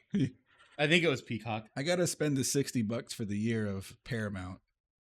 Maybe we should trade Peacock for Paramount You should. because I don't have Paramount. I don't have Paramount either. I thought you just said you had to pay $60 a month. I should Yes. pay $60 and Do you have get Peacock? it. No, See, I'll give you my Peacock if you give me your Paramount. he wants to mount my cock. There was wordplay there. I tried. It was terrible word. What was it? We'll talk about it later. It was. Oh, it was Twitch. Twitch? Oh, who subbed? To me? Probably. I sold his gambling. You're still zoomed. Okay. Whatever the case. How does it tell? When does it tell me? On Twitch it'll tell you, but it won't tell you there. So I do wonder though, because I haven't tried this. Can you walk up to? You can do it on Bubble Craps, and that's fine. But can you? I tried to bet one time at a craps table, but because I wasn't on the pass line, they wouldn't let me place bets. Mm-hmm. So you can walk up with your $9 and be like, on the 12, please, $1. You gotta be on the pass. Yeah, that's annoying. So, but meanwhile, on the Bubble Craps, you can just walk up and be like, beep, beep, beep, beep, beep, beep, and it'll let you roll. Yeah. Anyways, Oh, we just beard sub took your money. beard and hat. Here, hold on. Just pull it back to your face. A description: beard and hat, tier 1 plus. Yeah, beard and hat stole my last $6 from PayPal. Thanks, beard and hat. He doesn't want your refunds. Yeah, I don't want your refunds. I like to support friends. Anyways, so we have the beer going. What's the topic? Yes, we do. It's the one that we were already touching on, which is RAMpocolypse. RAMpocolypse. So RAMpocolypse, sorry. Yeah, so because of this whole AI bubble, that's, the whole AI boom that's going on, apparently all the RAM is being purchased, and certain companies, like I know Lenovo, for instance, and I think Valve also have been stockpiling RAM for the future to ensure that their prices are, maintained. However, I've heard of, rumors online of things like the current game consoles, next-gen game consoles, and of course, PC gaming hardware potentially going up in price and at a higher premium. What have you guys heard? What are your guys' thoughts on that? And how do you guys intend on? Do you think it's going to be a struggle for you guys personally?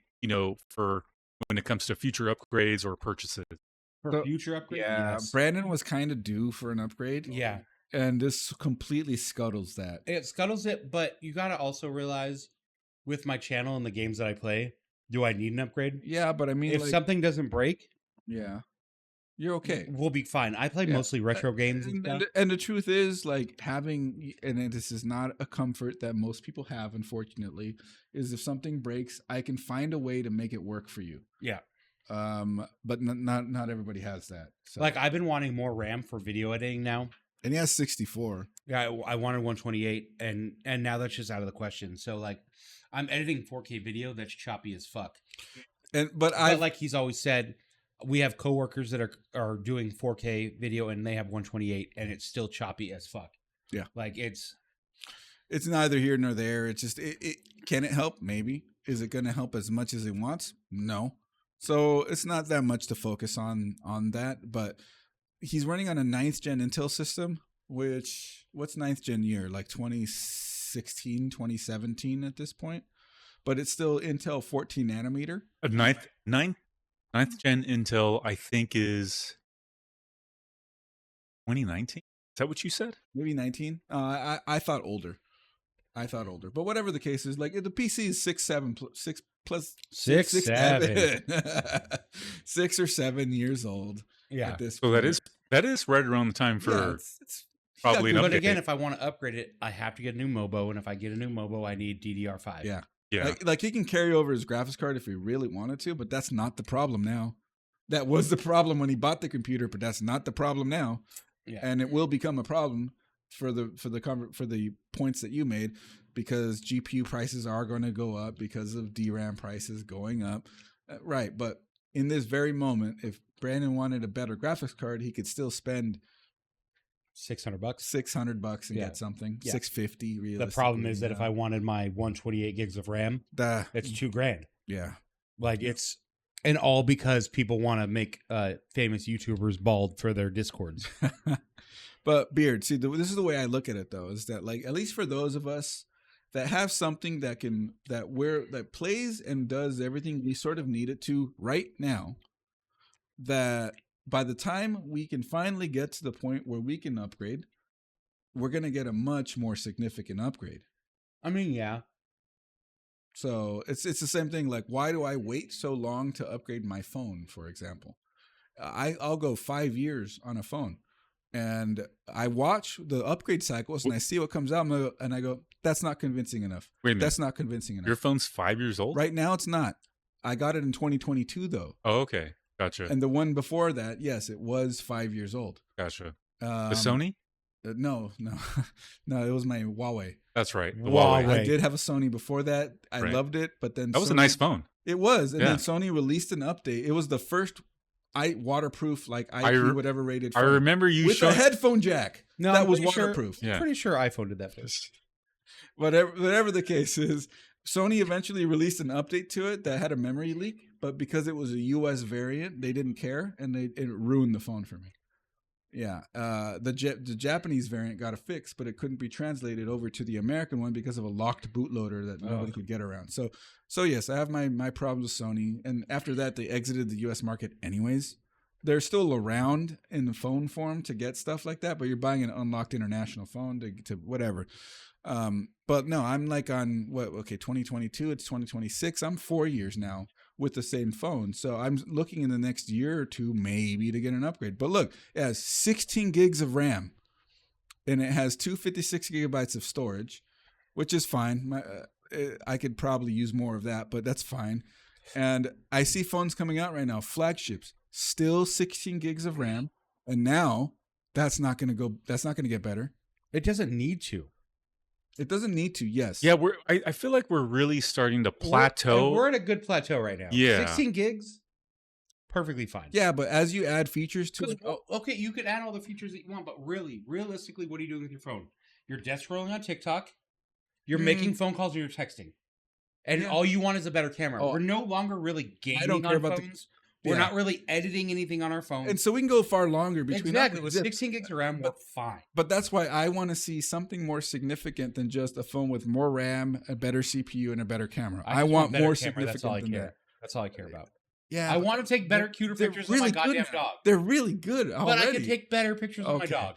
But so I can't share them with you because you have a stupid fucking Android. you can share them just fine. Yeah, you're relax. fucked. Relax. but I want a bigger phone. some Samsung just came out with their trifold phone in Korea, and it's ridiculous. You just said you want a bigger phone. Fuck yeah! Imagine your phone looking this big, and then you open it up, and it's this big. That's so cool. Was it Samsung Note?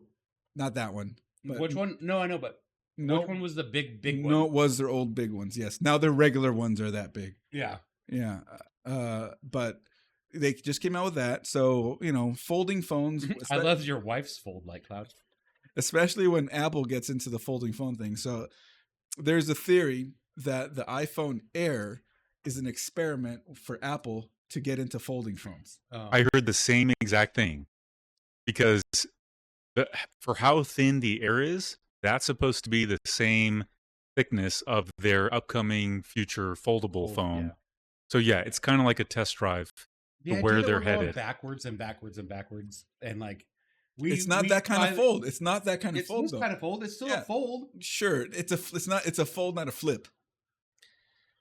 I only. Oh, you said we're going backwards because of the fact. Yeah, because like we went from having a big brick to smaller right. fold. We talked about this, and now we're going bigger fold.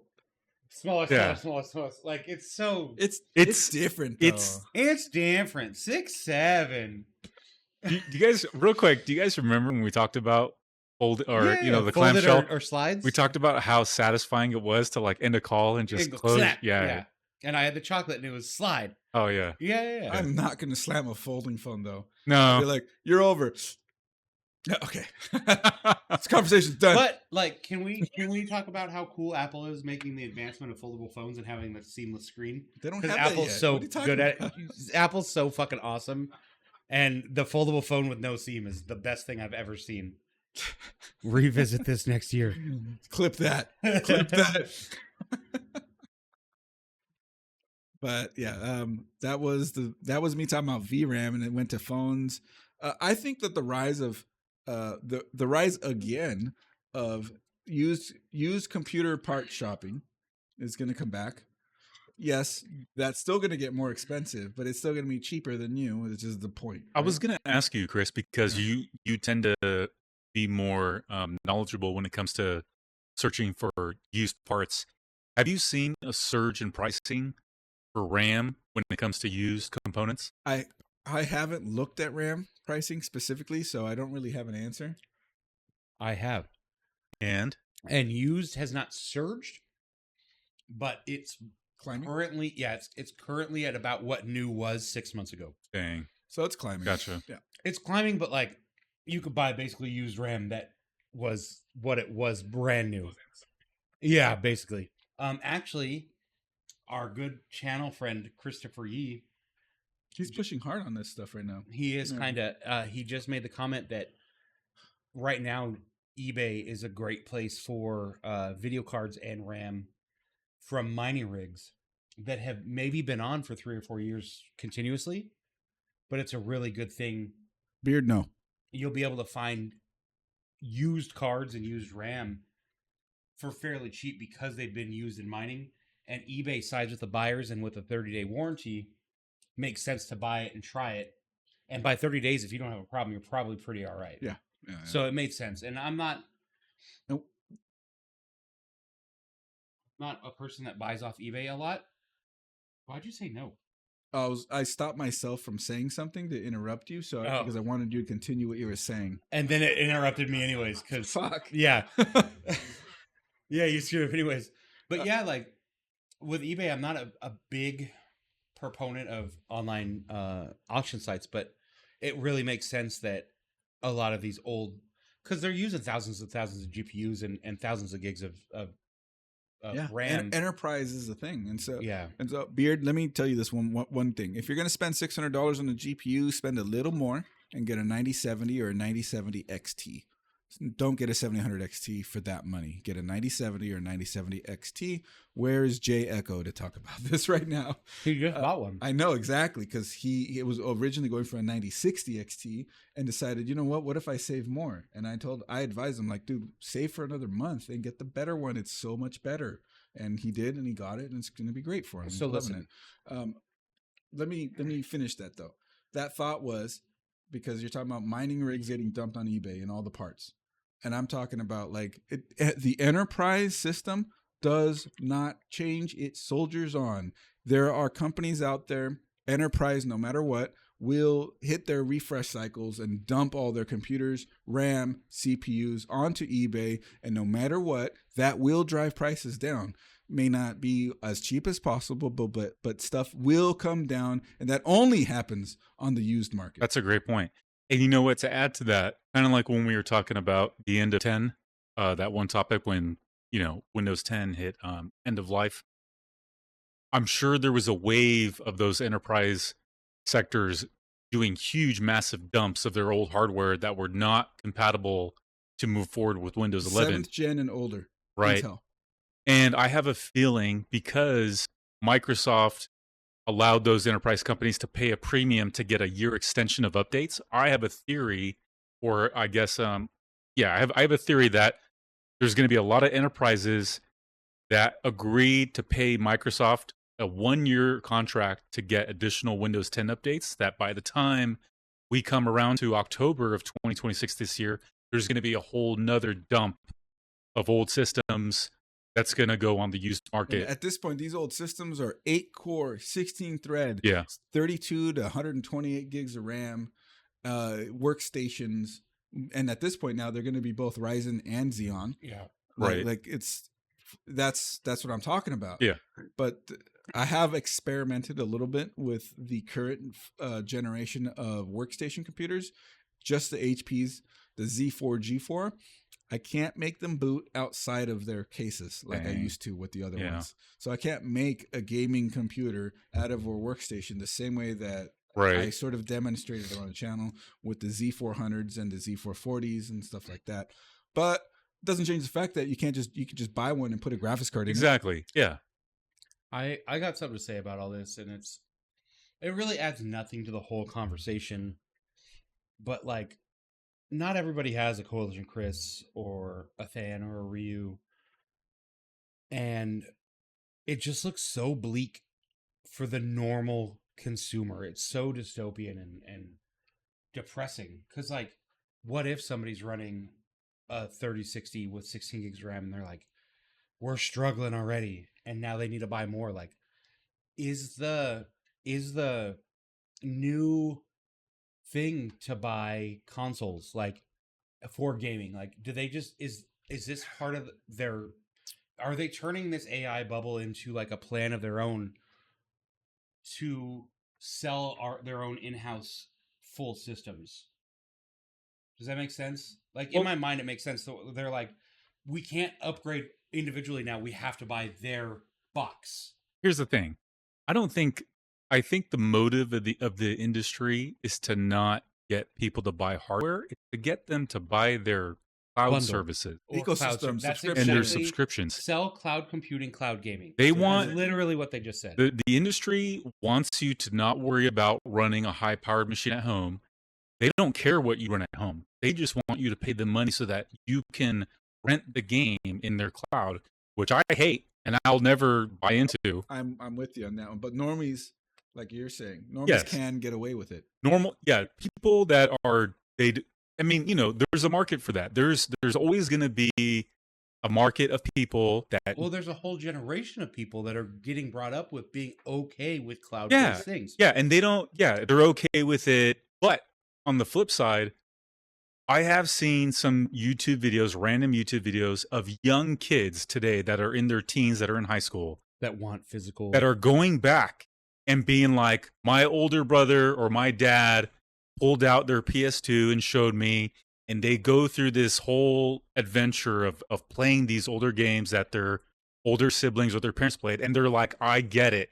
They're like, almost makes I like me teary-eyed because it turns on. You put the game in and it just plays. They're like, for the most part. But like, there was this kid I was watching on YouTube, high school kid. He was holding Tony Hawk's Pro Skater. We were talking about Tony Hawk's Pro Skater. He was holding the game. He's like, "This is the game." He's like, "I'm holding it." He's like, "I pop it in the machine. I press power, and it plays." He's like, in the video, he's like marveling how there's no login that I need to sign to. None. There's no internet connection required to. There's no massive, huge end user license agreement. Hey, no, there's four or five if you count the controller. 5 connections you make: red, yellow, green, or red, yellow, white. Power controller. Yeah, pretty Period. much. That's all you got. Or even less if it's a PS2, right? Yeah. HDMI. PS2, yeah. But the thing is though, the YouTube videos I've seen with kids like this that are, you know, taking the time to go back and look at gaming history and actually appreciate it and be like, yeah, this is cool. That's probably a very small handful of Less people. than 10%. It's probably less than 10%. The vast majority of the current population right now, all they care about is, what does it cost a month? Can I play anywhere, anytime on anything? That's cool. And then when I'm done with it, I can stop paying it. Yeah, exactly. And now, what I want to know is, I understand Beard's talking in less than 5%. Yeah. So me and Beard were very excited about this game called Skate that was coming out. There's a very popular series called Skate 1, Skate 2, Skate 3, and whatever. And the new one came out. It was Skate 4 or Skate Dot, because they didn't want to have numbering. That game when it started, it had 1 million people concurrently playing. Now it has like 10K. It's the example of what we're talking about. Exactly. Is what you're trying to say. But now, like, what happens when Beard has a kid and wants to buy $30 worth of cosmetics, right? What happens when those servers shut down? Where does that $30 go? You don't get those anymore. You can't use that stuff anymore. These companies want to pump out as much shitty cosmetics and competition, and then they don't even care if their game shuts down after a while. They already made all the money from the fucking cosmetics, and now you don't even get to use what you paid for. Whereas if I pay, it was stupid buying the game on launch and getting the special DLC code or whatever, but that will always be with me. I'll always have the special officer jet costume from Tony Hawk, because it's baked into the stupid disc. Where all these cloud-based services money is going. Yeah. You know what I mean? Like, yeah. You're paying all this extra money for skins and stuff. What happens when Fortnite shuts down? I spent I got one of my nieces a $50 gift card for Fortnite. She got $50 worth of V-Bucks. It's kind of like you said. What happens when Fortnite shuts down? Gone. Money's gone. Does that stand for virtual bucks? It does. Okay. So Beard said, my nephews are trying to get into PC gaming right now. It's brutal. And this is like, if they're little kids, then this is when I would say we start looking at the eBay, HP, or Lenovo, whatever workstation computers, and you just shove a graphics card into it. And I know you're in a similar field as I, but this is stuff that, like, it's attainable, and some of those come with good amounts of RAM, and yeah, stuff like that. They're 13, then yeah, I mean, pair them with the 1080p monitor, and they'll be good with regular gear that is attainable for a pretty long time. You know, stuff like that. Let's see. Then he spent probably $200 Robux one day.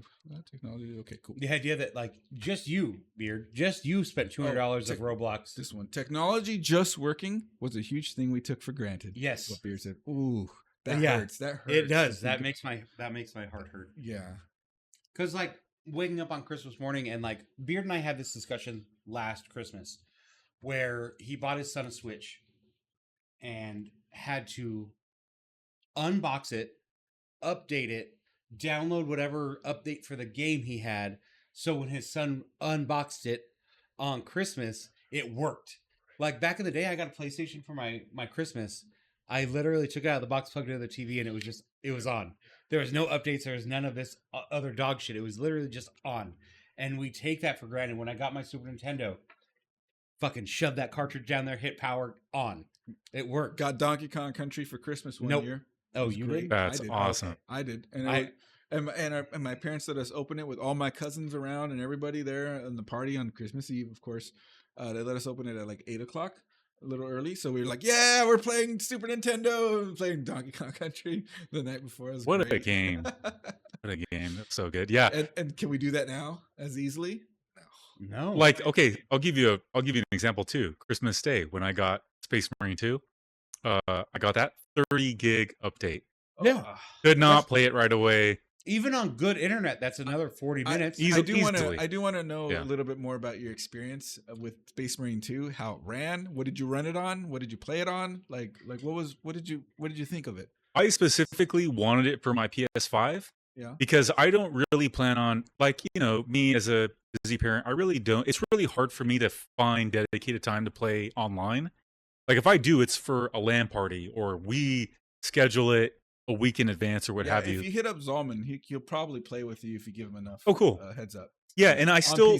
PC and PlayStation can probably play together. They're cross-platform. Okay. They're cross-platform, and that's the thing that one of the selling points of getting it on the PS5 was that it was cross-platform. But it runs great. I choose the 60 frame per second mode, and the thing is, when I'm playing a game with a controller on a TV, 60 frames per second with the controller feels the same as like when I'm playing 120 frames on a PC with a mice and a keyboard, because it's way more, sensitive. Theoretically, the TV is running at 60 hertz. Yeah. So that makes sense. Like, it's for a TV to have native, refresh is not common. Right. So 60 hertz is native. You're playing native 60 at 60. To me, that explains why it feels. Yeah, right. It just feels super cool. Another quick tangent, though.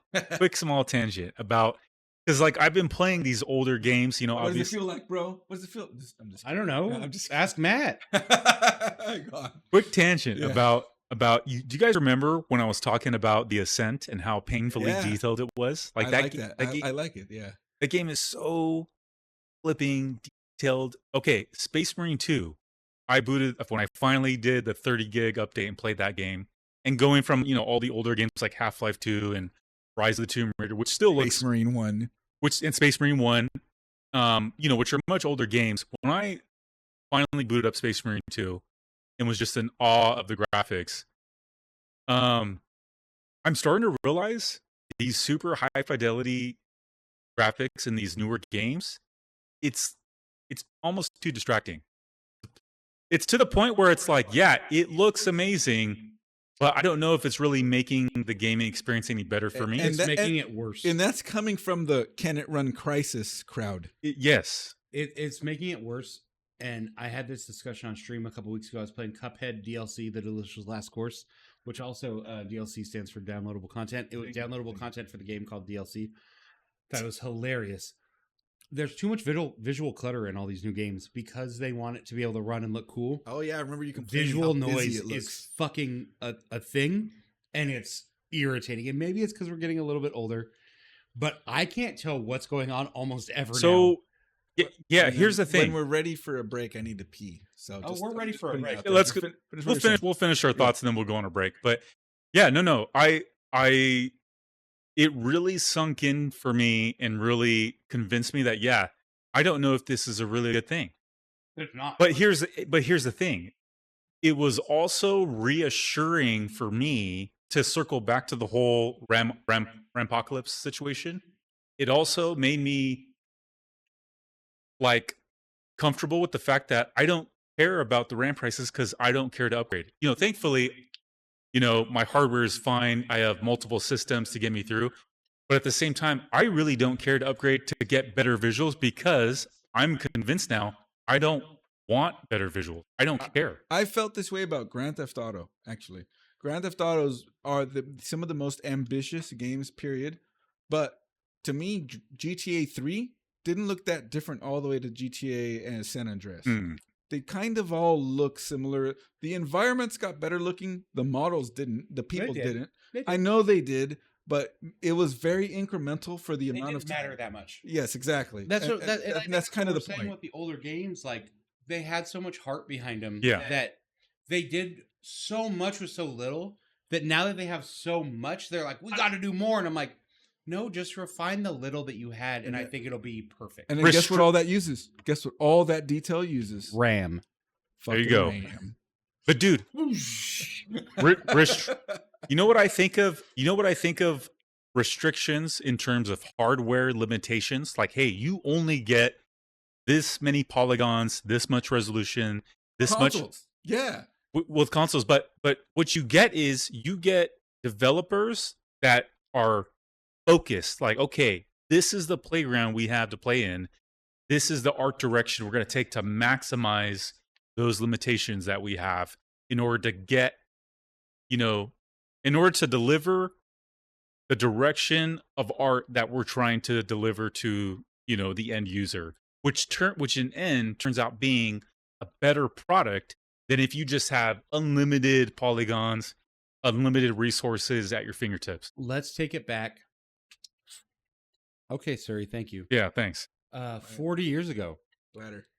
I got it. This is a very, very quick second. Go on.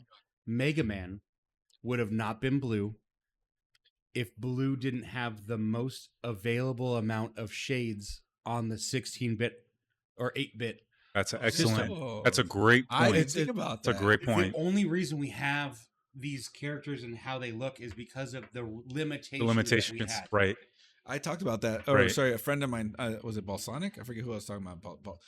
Helldivers 2 got a optimization update. You never see that happen. You told us that last episode. Yeah. Yeah, That's crazy. they went from like, I don't know, 100 gigs to 30 gigs.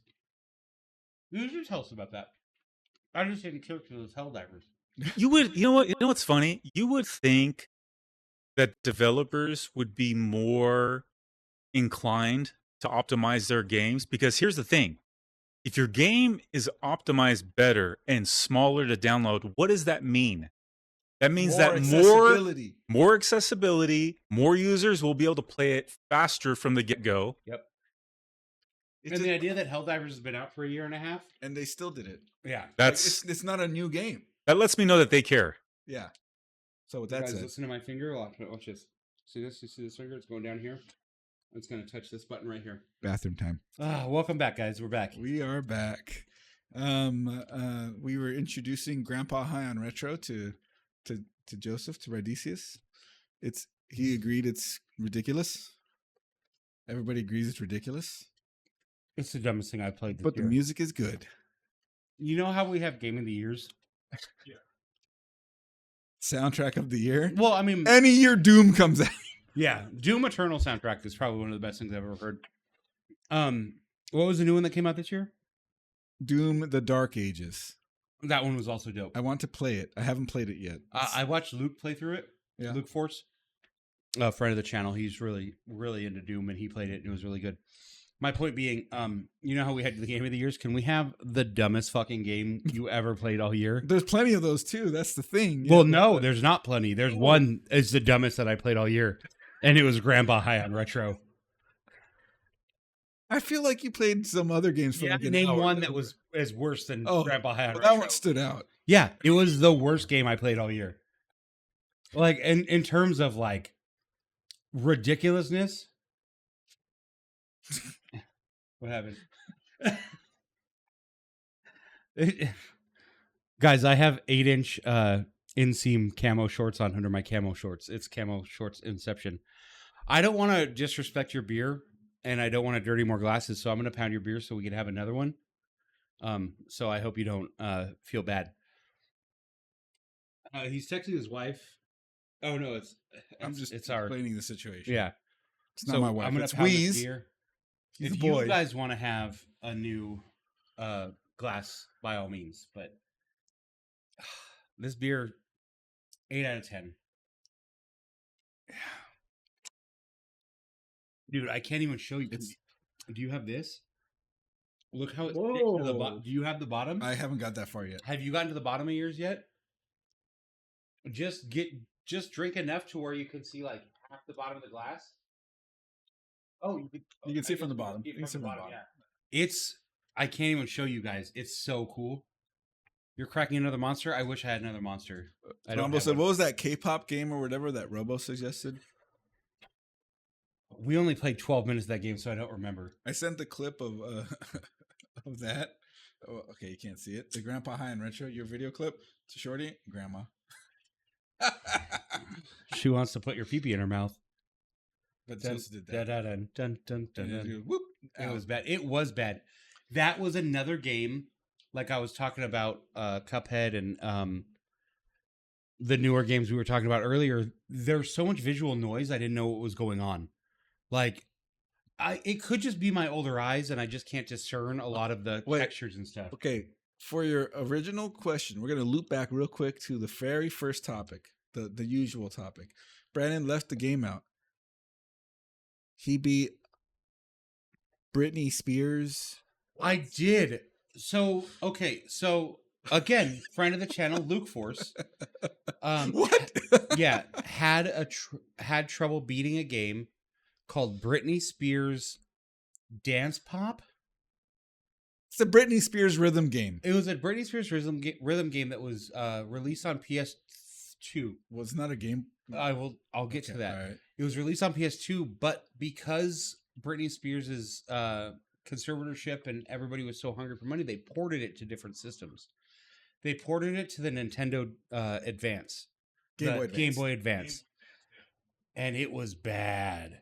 And so he played it on stream and couldn't beat it. And he put a $50 bounty up to anybody that could beat it on stream.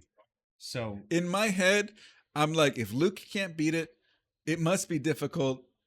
I'll join in. And I also said, all right, if Has can beat it, I'll count me in. I'll give him $50 too. I wasn't expecting anything to happen that could come from that. The next day I beat it on stream. 100%ed it on stream. It was one of the most challenging games. Like, I had done it off stream because they're like, oh, this is impossible. You can't do it. So I did it off stream.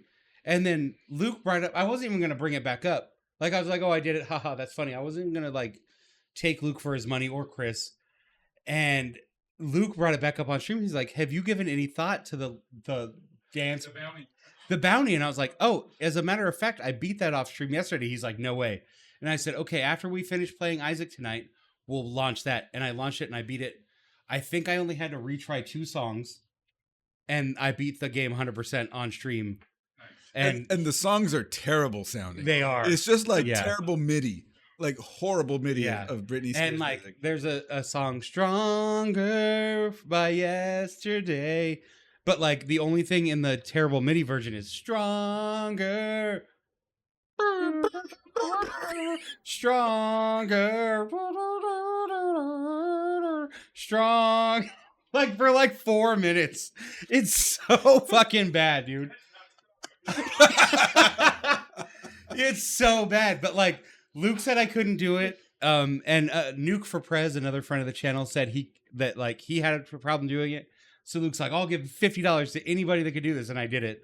And then Chris, thinking it was a rhythm game that I would actually have to get up and like dance to, thought that I couldn't do it because he didn't do research. And then I did it, and so he gave me $50. So I made $100 playing Britney Spears dance game this year. And it's so stupid. I forgot all about that. Because it was literally only 2 hours in stream for the whole year. Right? Easiest challenge ever for Yeah. this guy over here. Ugh. Easy money. Easy money. You give me a rhythm game, I'll beat it. Please don't. Especially a Game Boy Advance. But the cool thing about that, and it all comes full circle, kind of like I'm playing Aria of Sorrow now, Castlevania, and that's a Game Boy Advance game. So I wouldn't have had the emulator on my computer for Aria of Sorrow. It led to better things. It did lead to better things. Yeah, the better things was $100. Well, yeah, true. Well, $97.50 PayPal fees. Not mine. Yeah. No, yours got PayPal feed. I didn't PayPal it to you. Oh, you're right. You just Zelled me. Yeah. You're right. I said I Zelled you and then emulated a yeah, it's true. Only I have the power to do that. Chris has this joke. I don't know why he does it. Like, I'm happy with it because I get $1. But like, he'll tip me $1 on stream sometimes, and I get 47 cents of that $1 because PayPal takes the lion's share of it. Yeah. And I always think it's the funniest thing that they take 53% of a tip. I just wish that you would. It would be hilarious to me for a bunch of people to all tip you $1. Yeah, and then I would just you'd be like, yeah. I mean, I don't care. It's free money, but it's only but 47 cents. Fest on the dollar. Yeah, yes, thank the 57 months. Holy shit! Thank you for 57 months, Fest.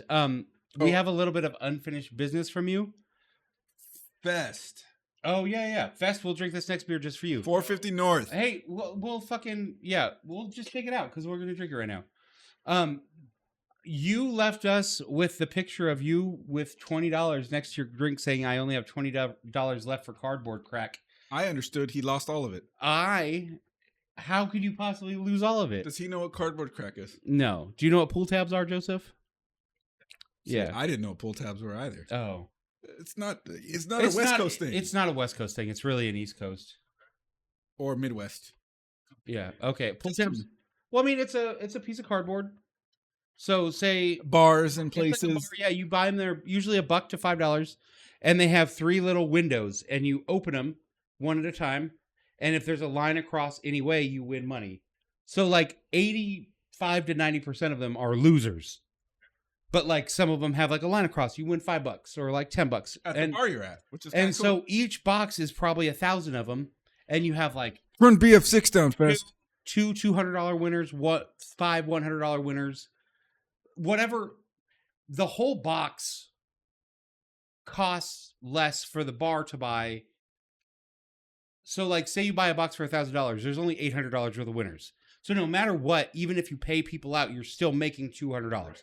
So the bar always wins. But like you buy a $10 worth and you're sitting there, blah, blah, blah, oh, I won $10. Like, oh, I came up. You know what I mean? So like the bar can't lose and you can't really win. But it's still like, ooh, maybe I could crack that $200 one. Right. So there was only like 20 left in the box, and I told Fest to buy the rest of them. And I think he lost all his $20. Yeah. Hold on. I told you guys I was going to chug the rest of this beer. I'm the last one to finish it. It never happens. Well, it does because I yap. I let you talk. Yeah. I'm not drinking that though. I don't know. I don't think. Ooh, that's good. The last of it, that's actually really good. Around here, most pull tabs go to local high school hockey associations. So the pull tabs also go to good causes. Just like, I don't know if you know this, but the California lottery, not just California lottery, lottery in general. Just lottery in general go to schools. Schools and public sector stuff. My dad always called it a stupid tax. Stupid people tax. Goddamn, I'm stupid. Yeah. Just kidding. There's still I only get one every couple months. There's still a streak. It's like a diarrhea streak. With the water, it didn't taste bad, actually. It doesn't.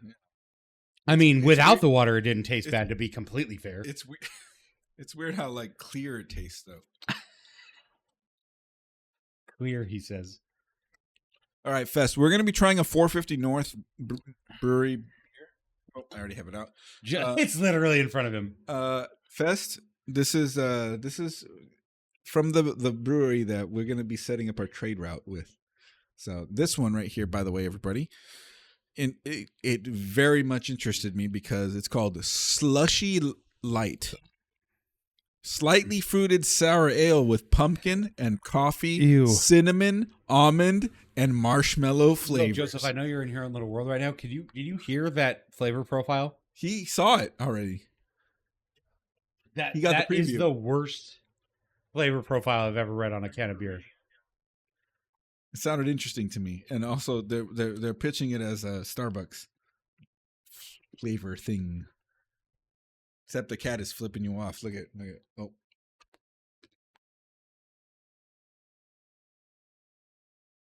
Yeah.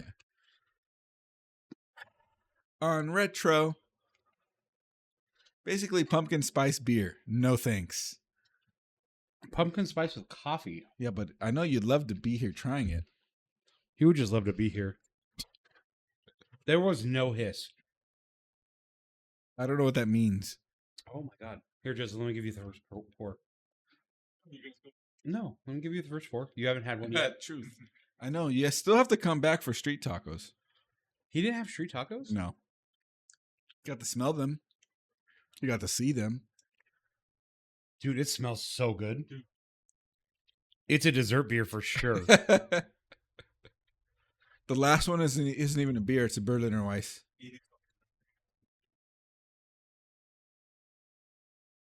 The nose. No, my stomach was messed up that night. I know. Yep. We might as well drink some whiskey. I don't like storing them upside down because they're bottom heavy, which is frustrating, but I don't store anything in this room right side. Because one time we saw a roach in the glass. Stuff gets into the glasses. Yeah.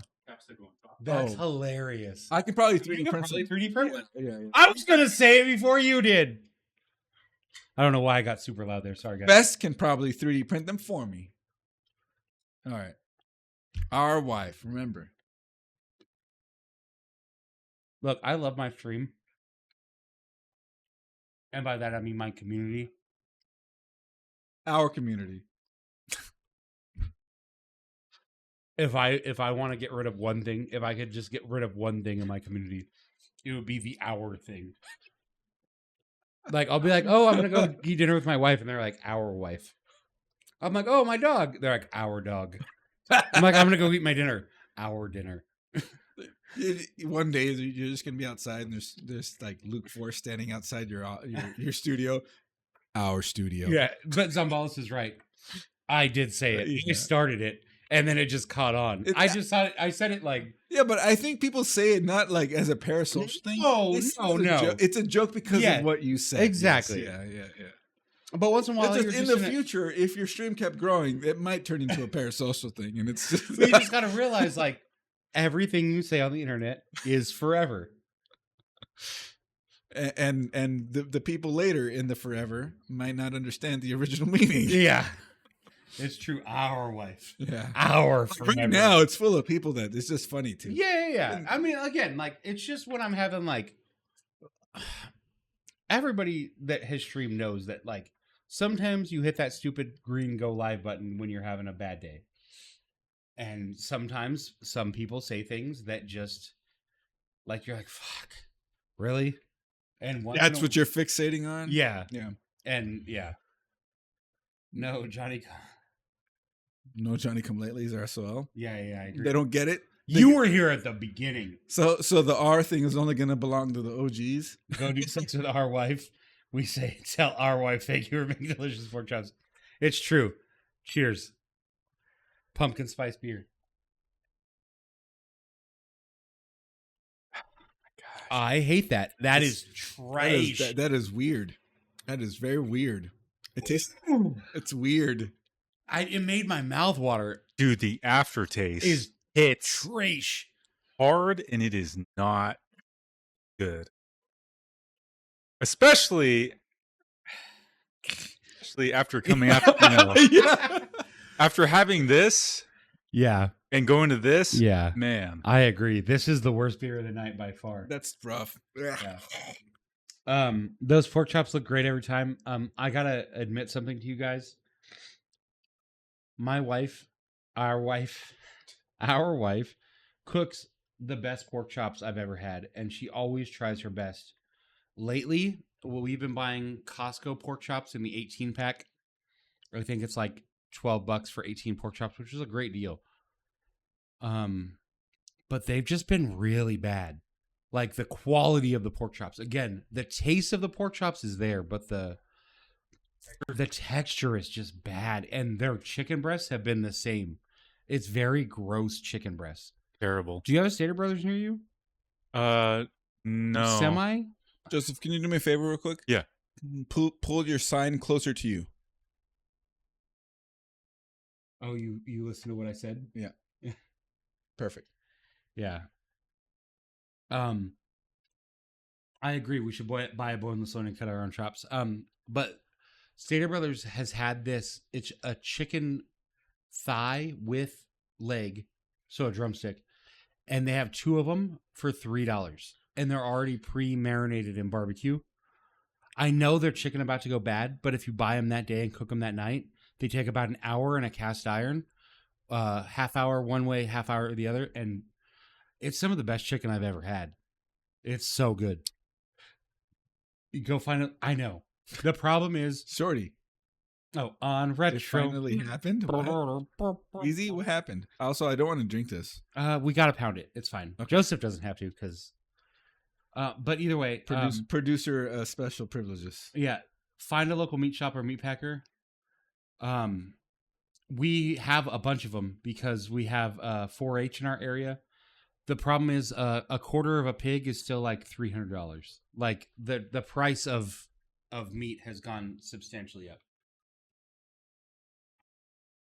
We're watching a clip.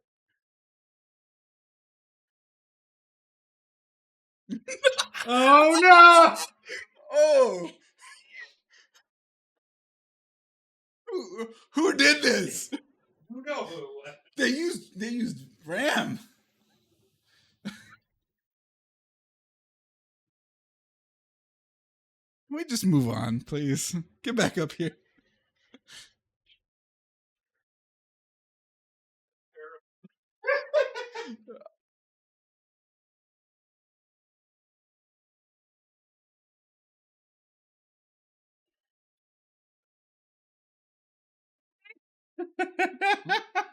This is what AS used for. This is why I can't afford RAM. This is why my children won't have fresh drinking water. Or fresh PCs. Oh my gosh. Yeah, I've been buying steaks at the expiry date. I'm pretty sure that's what we're doing for the chicken. Is we're buying the chicken the day of and just cooking it, but it's fantastic. And the skin, I don't know if you like chicken skin. It's so good. Yes. What my favorite part about chicken skin is, and it's a little bit inside Fucking baseball, wheeze. but my mother-in-law won't eat it. So when we serve her chicken, I get to take all her chicken skin and put it on mine, which I'm sure is stopping my heart at an alarming rate. Shorty does that too. She takes all. We go to KFC. She takes all the skin off, and I'm like, Dude, KFC skin she takes. Oh my god, that's sacrilege. Why even go to KFC if you're not going to have the skin? It's like that one South Park clip. No, I don't know. Oh yeah. So all the kids are being rewarded with KFC, but Eric goes in really quick, Cartman, and he comes in and he eats all the skin off the KFC. So when they open the bucket, there's no skin. And they're like, "That's the best part." Have you not seen that clip? No. I'm sorry I missed the deals on primary roast. $200 roast for $50. Oh, Ooh, so good. That hurts. Surprised he didn't grab his ass. I'm grabbing his ass right now. You don't even know it. You can do that. There's a lot of hip when you just did, but Well, you're sitting on your actual ass, idiot. Carmen cups up the skin like the coke. Oh no, he's pouring it away. One drink. No. One drink, Charlie. Sorry, Fest. We love you.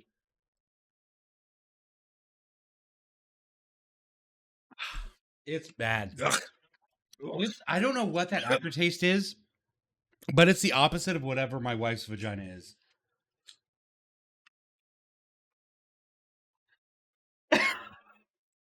The clip button coming afterwards. What did he say? Yeah. I don't. Our wife. Thanks.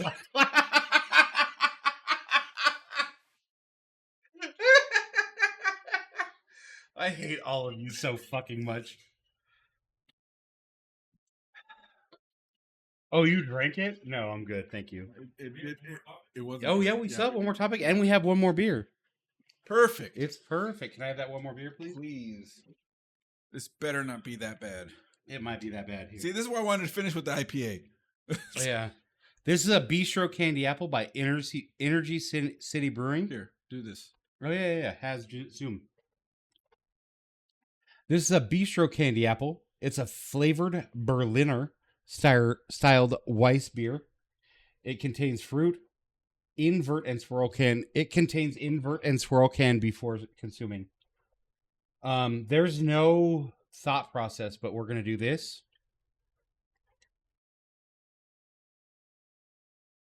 I'm actually excited about this. The picture makes me so happy. Oh, here we go. It's apples, peanuts, caramel. Do you say caramel or caramel? Caramel. Okay, I say caramel. Cinnamon and natural flavors. You're outvoted. I agree. It's a very Midwest thing to say caramel or caramel. Okay.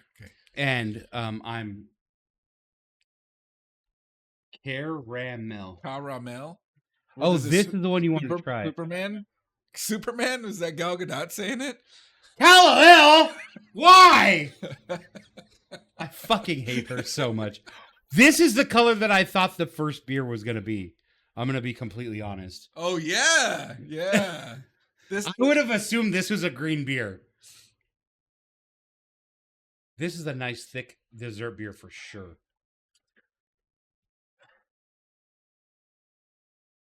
Why not? That was very chunky. That's puke color. If you're dying, said Beard. If the lining comes out with it, yeah. I've seen that happen on, you know, that's pretty close. You had pizza port. Mine was on the, yeah, wine. Winlet was mine. Bistro. On retro. Oh my god. Oh, I didn't even get the nose. It smells. It That smells like a dessert beer. delicious. Yeah. That smells like apple pie. Yeah. No, it doesn't. I almost smelled the microphone. I saw you leave I that. was like, oh yeah, does it? I don't know why. Does it smell like apple pie? The red is throwing me off. Every time I go to smell it, I look at it. Yeah, I know. Thanks, dickhead.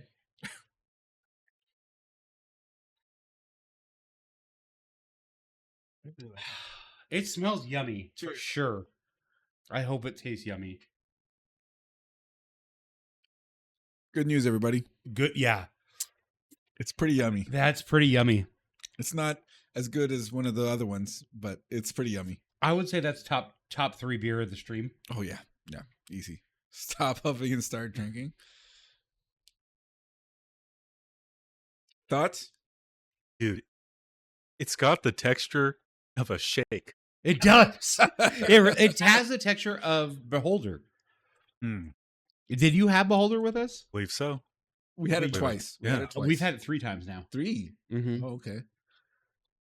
Smoothie for sure. Yeah. Like a smoothie. Yeah. Totally. Didn't we get it with Fest? No, that was Parfait Boy, which we said was like Beholder Junior. I thought we had it with Fest. So, okay, we've only had it twice. I'm sorry. Mhm. I thought we had it with Fest. The last topic. Yeah. CES.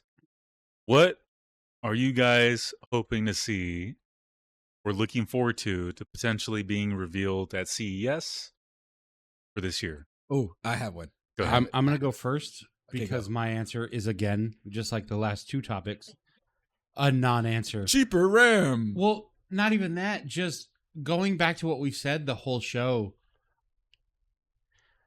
Chris, I'm going to give you gratification right now.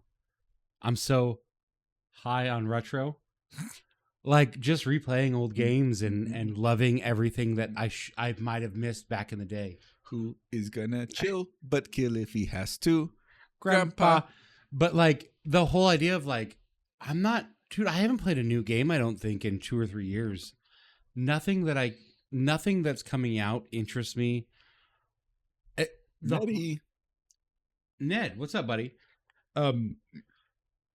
The new Concerned Ape game. Who made Stardew? He's making a game called Haunted Chocolatier, but I don't think that comes out in till 27, so I don't think it'll be at CES. There might be a playable demo, not positive, but like honestly, I just could give a fuck about anything that's coming out this year, hardware or game related.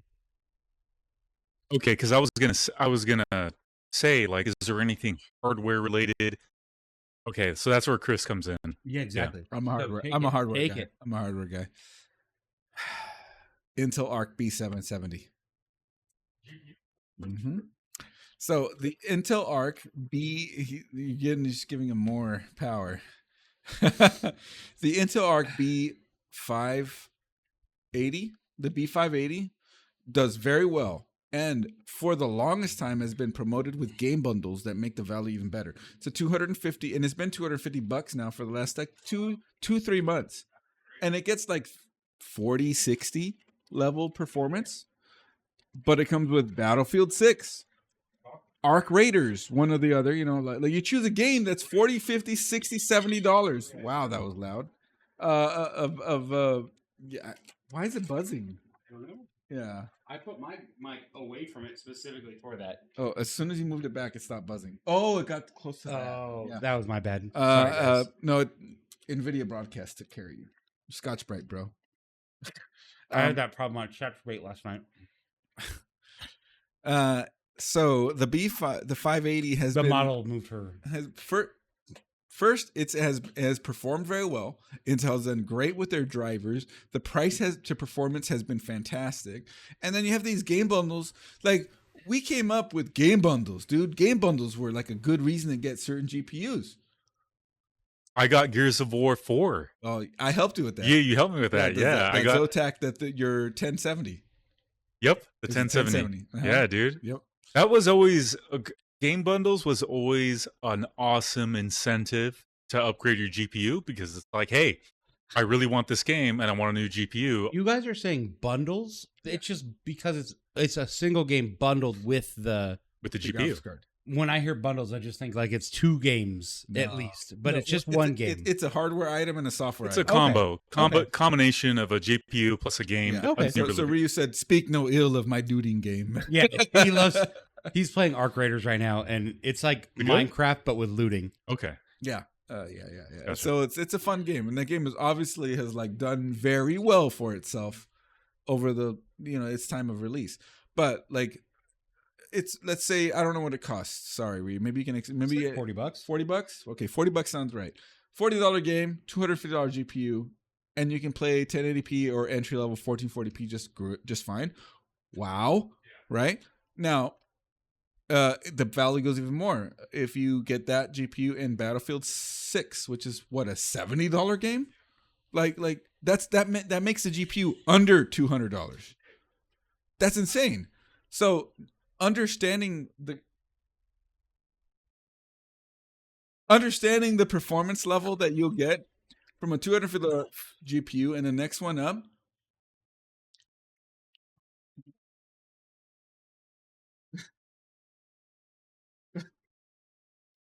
Okay, so I did have a hot dog today. That works out. Sorry, Snit is posting all kinds of AI clips of us in the Discord. He's using all the VRAM, all the RAM, Yeah, all the DRAM, sorry. So the B770 has been rumored and wanted because there was an A770 before this. That was the higher level one, but it was a little underwhelming. Intel's first try at this was a little underwhelming.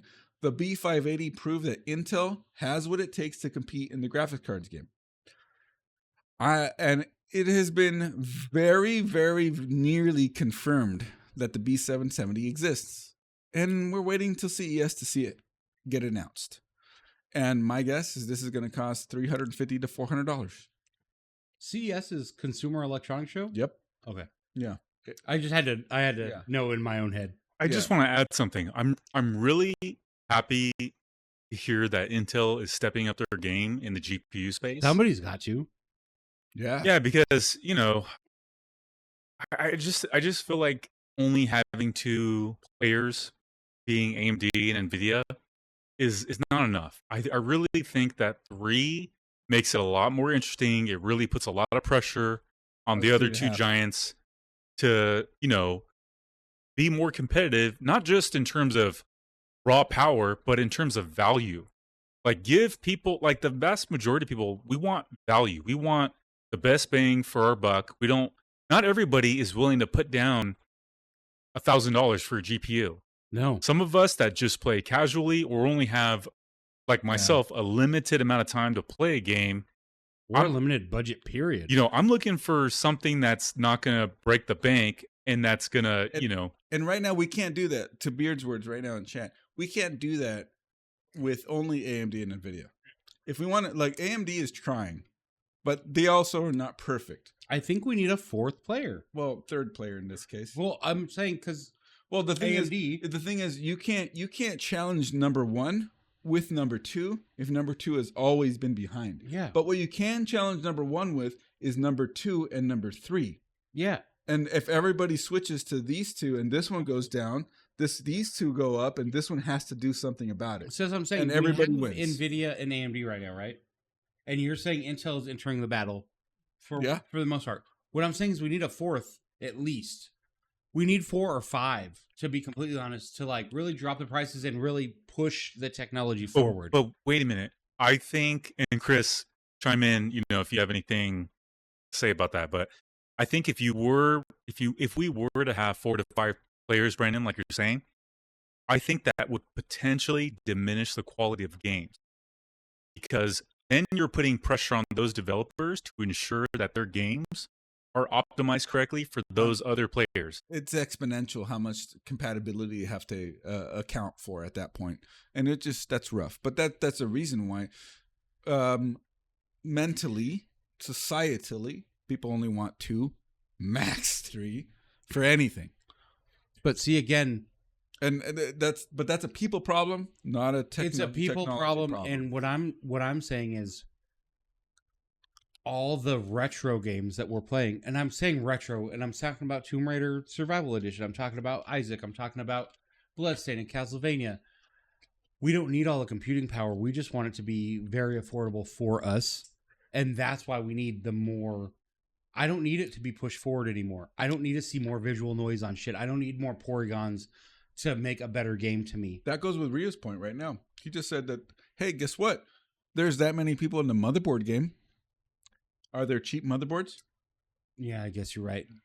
There's a minimum, sure, and somebody's closer to the minimum compared to others.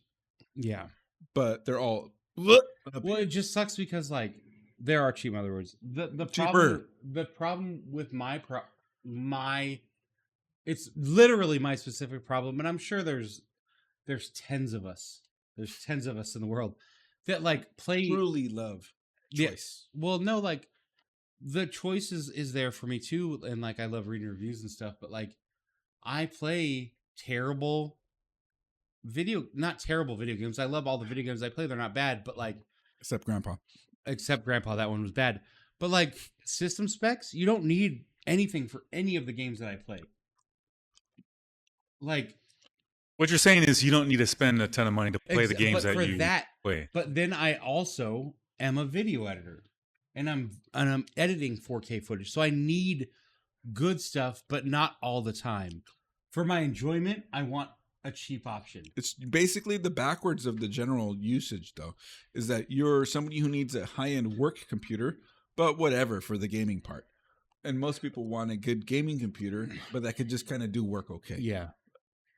I'm the opposite. There's tens of us, I tell you, tens.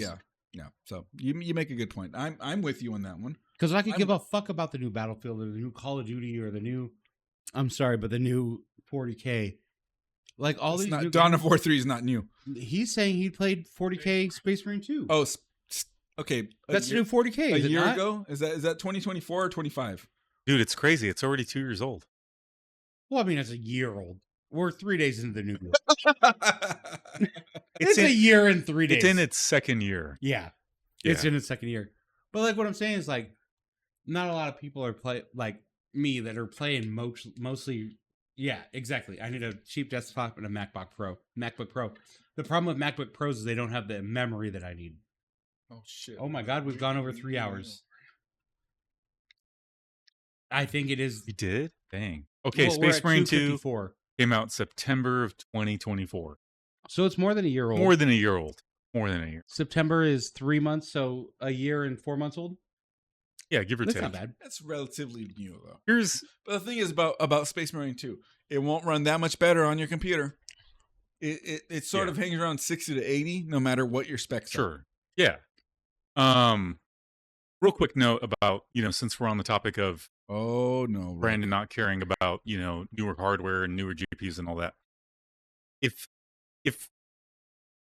the gaming industry just stopped developing, if they just stopped making new games, stopped making new hardware, and said, you guys got to play with what's out there, I'd be like, okay. Yeah. I'd be okay with it. And you know what? I think a lot of people would just be relieved. Yeah.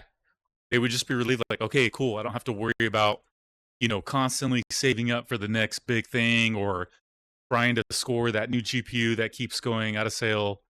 And like, I don't want to rehash old points, but I think you're right. Well, you didn't say it, but I know people are thinking it. If they stop making games, all they would do is make cosmetics for the games that are out now, and we'd be just throwing money at a dumpster fire. I don't do that. Yeah. Okay, I did it a few times. A Beard said, MacBook Pro handles 4K at any better than you'd ever expect. Yes. And this my is why problem is the storage. I wouldn't tell you to get a MacBook Pro. I would tell you to get a Mac Mini. Mm-hmm. The same that Rissa has. Yeah, but the newer ones, obviously. Yeah, the M chip, M silicon chip. Yeah. Yes. Yeah. Or M. I think Rissa just got one. And the thing is, I've always said this about them, is that the hardware media encoding engine built into the Mac silicon is so good for workstation use. It is. I'm sure it's great. My problem is storage. Well, yes, because they make. I mean, honestly, Linus has said this. the storage. Apple treats storage as more valuable than gold. Yeah. He said I can get a Thunderbolt dock and it works seamlessly. Which Here's is the- yeah, Dude, Yeah. so the M4 Mac Mini, which by the way is over a year old now, you can buy it at Costco now for $480. yeah. The 8 gig version. Yeah. such a great entry level price point into the. I don't need entire entry system. level though. But here, It works better on 8 gigs than other systems do on 16 Right. or 32. Okay. and But I have and 64. and they have NVMe storage upgrade kits available now. Yeah. Okay. You can upgrade. You could buy the base 256 gigabyte model and upgrade the internal storage on it to like a 4 terabyte. And to 32 gigs of RAM, maybe too. Yeah, I don't know if it's soldered. I don't know. it is soldered, so you would want to. You would have Does to. it have a DIMM at all? No, there's no slots. Yeah, dude, it's a hockey puck. It's super small. I know, but come on. They haven't had a slot memory based Mac in Yeah. I know. years. For a while. 10 years. The cheese 10 grater years was- easy. The cheese grater, I guess, was the last. the cheese one. graters might be, yeah. The Mac Studio. So you're saying play on my PC and then just get a Mac to edit? Yeah, and that can hook you up with something called a KVM that lets you. If push a I were button you- when switch systems. If I was in your situation where you're good with your specs for gaming, but your profession is editing, I would definitely invest in a Mac Mini or something for that. Yeah. So I've sent you videos of this one guy, and maybe Beard needs to look him up. It's a guy named Knackers, Naackers. Another neurodivergent, hilarious and fun and funny guy, content creator. But one of his configurations is gaming on a PC and editing and workflow on a Mac, and he has it all set up on a KVM and one entire singular workstation set up to a Thunderbolt dock, the same way that Beard is talking about right now. And he just goes beep beep, and it switches over to blah blah blah, blah and then it's ready to go. Yeah. Like it's cool. It's seamless, but it is work to get there, and it's obviously money. Thunderbolt docks are $300. But see, that's still another $1,000. I know. Yeah, Because $400 for the entry plus the upgrade it's plus actually the like Thunderbolt. $700 for the entry. The Mac Minis are like $700 Yeah, to start. plus 300. No, which is a no, grand. the entry level Mac Mini right now, the M4. Last gen. Yeah. Okay. Well, first of all, they haven't updated the M5 yet. For On the Mini. yes, there's Oh. no M5 Mini. Oh, It's just M4. Last Oh. time I checked, but it's $480 at Costco and that's on certain good. Yeah, but retail. then I'd still have to upgrade the storage. Correct. You still have to upgrade the storage. So that's another $200 or Which $300. fuck the AI thing is driving up storage costs too. yeah, Maybe I should. I would. That's I would good- take a that's hard good look. thought. I would take a hard All look. right. So what I'm looking forward to CES this year, the M5 Mini. Yeah, we did it. We got there. We got there. We did a circle. Apple's never at CES. No, Fuck. never. Why would they need to be? Apple has a dedicated cult following. It'll be in May when they do their September, right? No, it's May. usually September is when they get their. WWDC is That's in in May. June. Always in June. Oh, I thought End it of was May. in September because they have their Nah, stuff it's coming it's out al- it's October. always been in June? June. Always. Look it up. Okay, sorry, Okay. whatever. It's all right. No, it's No, always no, been in you're June. thinking the phone. The phone is. A I was just separate thinking event. is it It's the last time they did the phone and the stupid goggles and the separate AirPods. event. Real quick. Here's the rumor that's going around about Apple's phone release schedule. You know how every September, every year in September is when they release the new. I'm telling you. Yeah. They announce the new iPhones. Yeah. Okay, so this past year in 2025, they announced the 17, the Air, and the Pro, the one that you have. I don't All have the phone, Pro. all phone, all phone. All of them. I don't have the Pro. There's a rumor going around that they're going to start splitting it up into biannually, where they do the Pro announcement Wait, biannual. in like September, and then the standard, like more budget friendly phones Poverty. I'm frustrated with that. in like May or something. That's The frustrating. stack, yeah. No. You guys gotta understand. I don't have the Pro. I have the Pro Max. It's better. It's maximum. Okay, Homelander. Yeah. I don't know why it bothered me so much that you were just saying the Pro. I'm like, I have the Pro Max. I paid extra. That's because you're an Apple user. Yeah. I paid more for the better one. Yeah. And honestly, again, Let it be known. going back 2.5 hours, I only paid Brandon, he's for like, it. be jealous. Yeah, be not even jealous. be jealous. I literally only wanted it for pictures of my dog, and man, do I take pictures of my dog with my phone. I love it so much. Turbo Dog. Turbo Dog, yeah. So do the Grand Cheese He's Wizard. Turbo Dog until he runs into Chewy. And then he's Tired Dog. He is. Guys, did you? Oh no. Yeah, you're there. You're there. Did you guys have a fun time tonight? I had a fun time tonight. It's a great night. I would rather throw my phone in a volcano and just use my camera. Yeah, I don't use my phone literally. Yeah, but then you look almost at ever. then you look at the cost of cameras, DSLRs and mirrorless and stuff, Yeah. and then you go, fuck. I almost never use my phone as a phone. And I have text, 2 mirrorless. and I scroll TikTok and Insta. I know. I scroll a little bit. You send me more videos than just about anybody I know. Yeah, because it's just, I scroll a little bit and it's like, babap send, babap send, babap send. Oh, 5 minutes went by, put it back in my pocket. 5 minutes went by. He poops longer than that. I know because I've waited for him. Guys, did you have a good time? Did we cover CES What camera do you have, enough? Beard? I want to know. Should we cover more CES?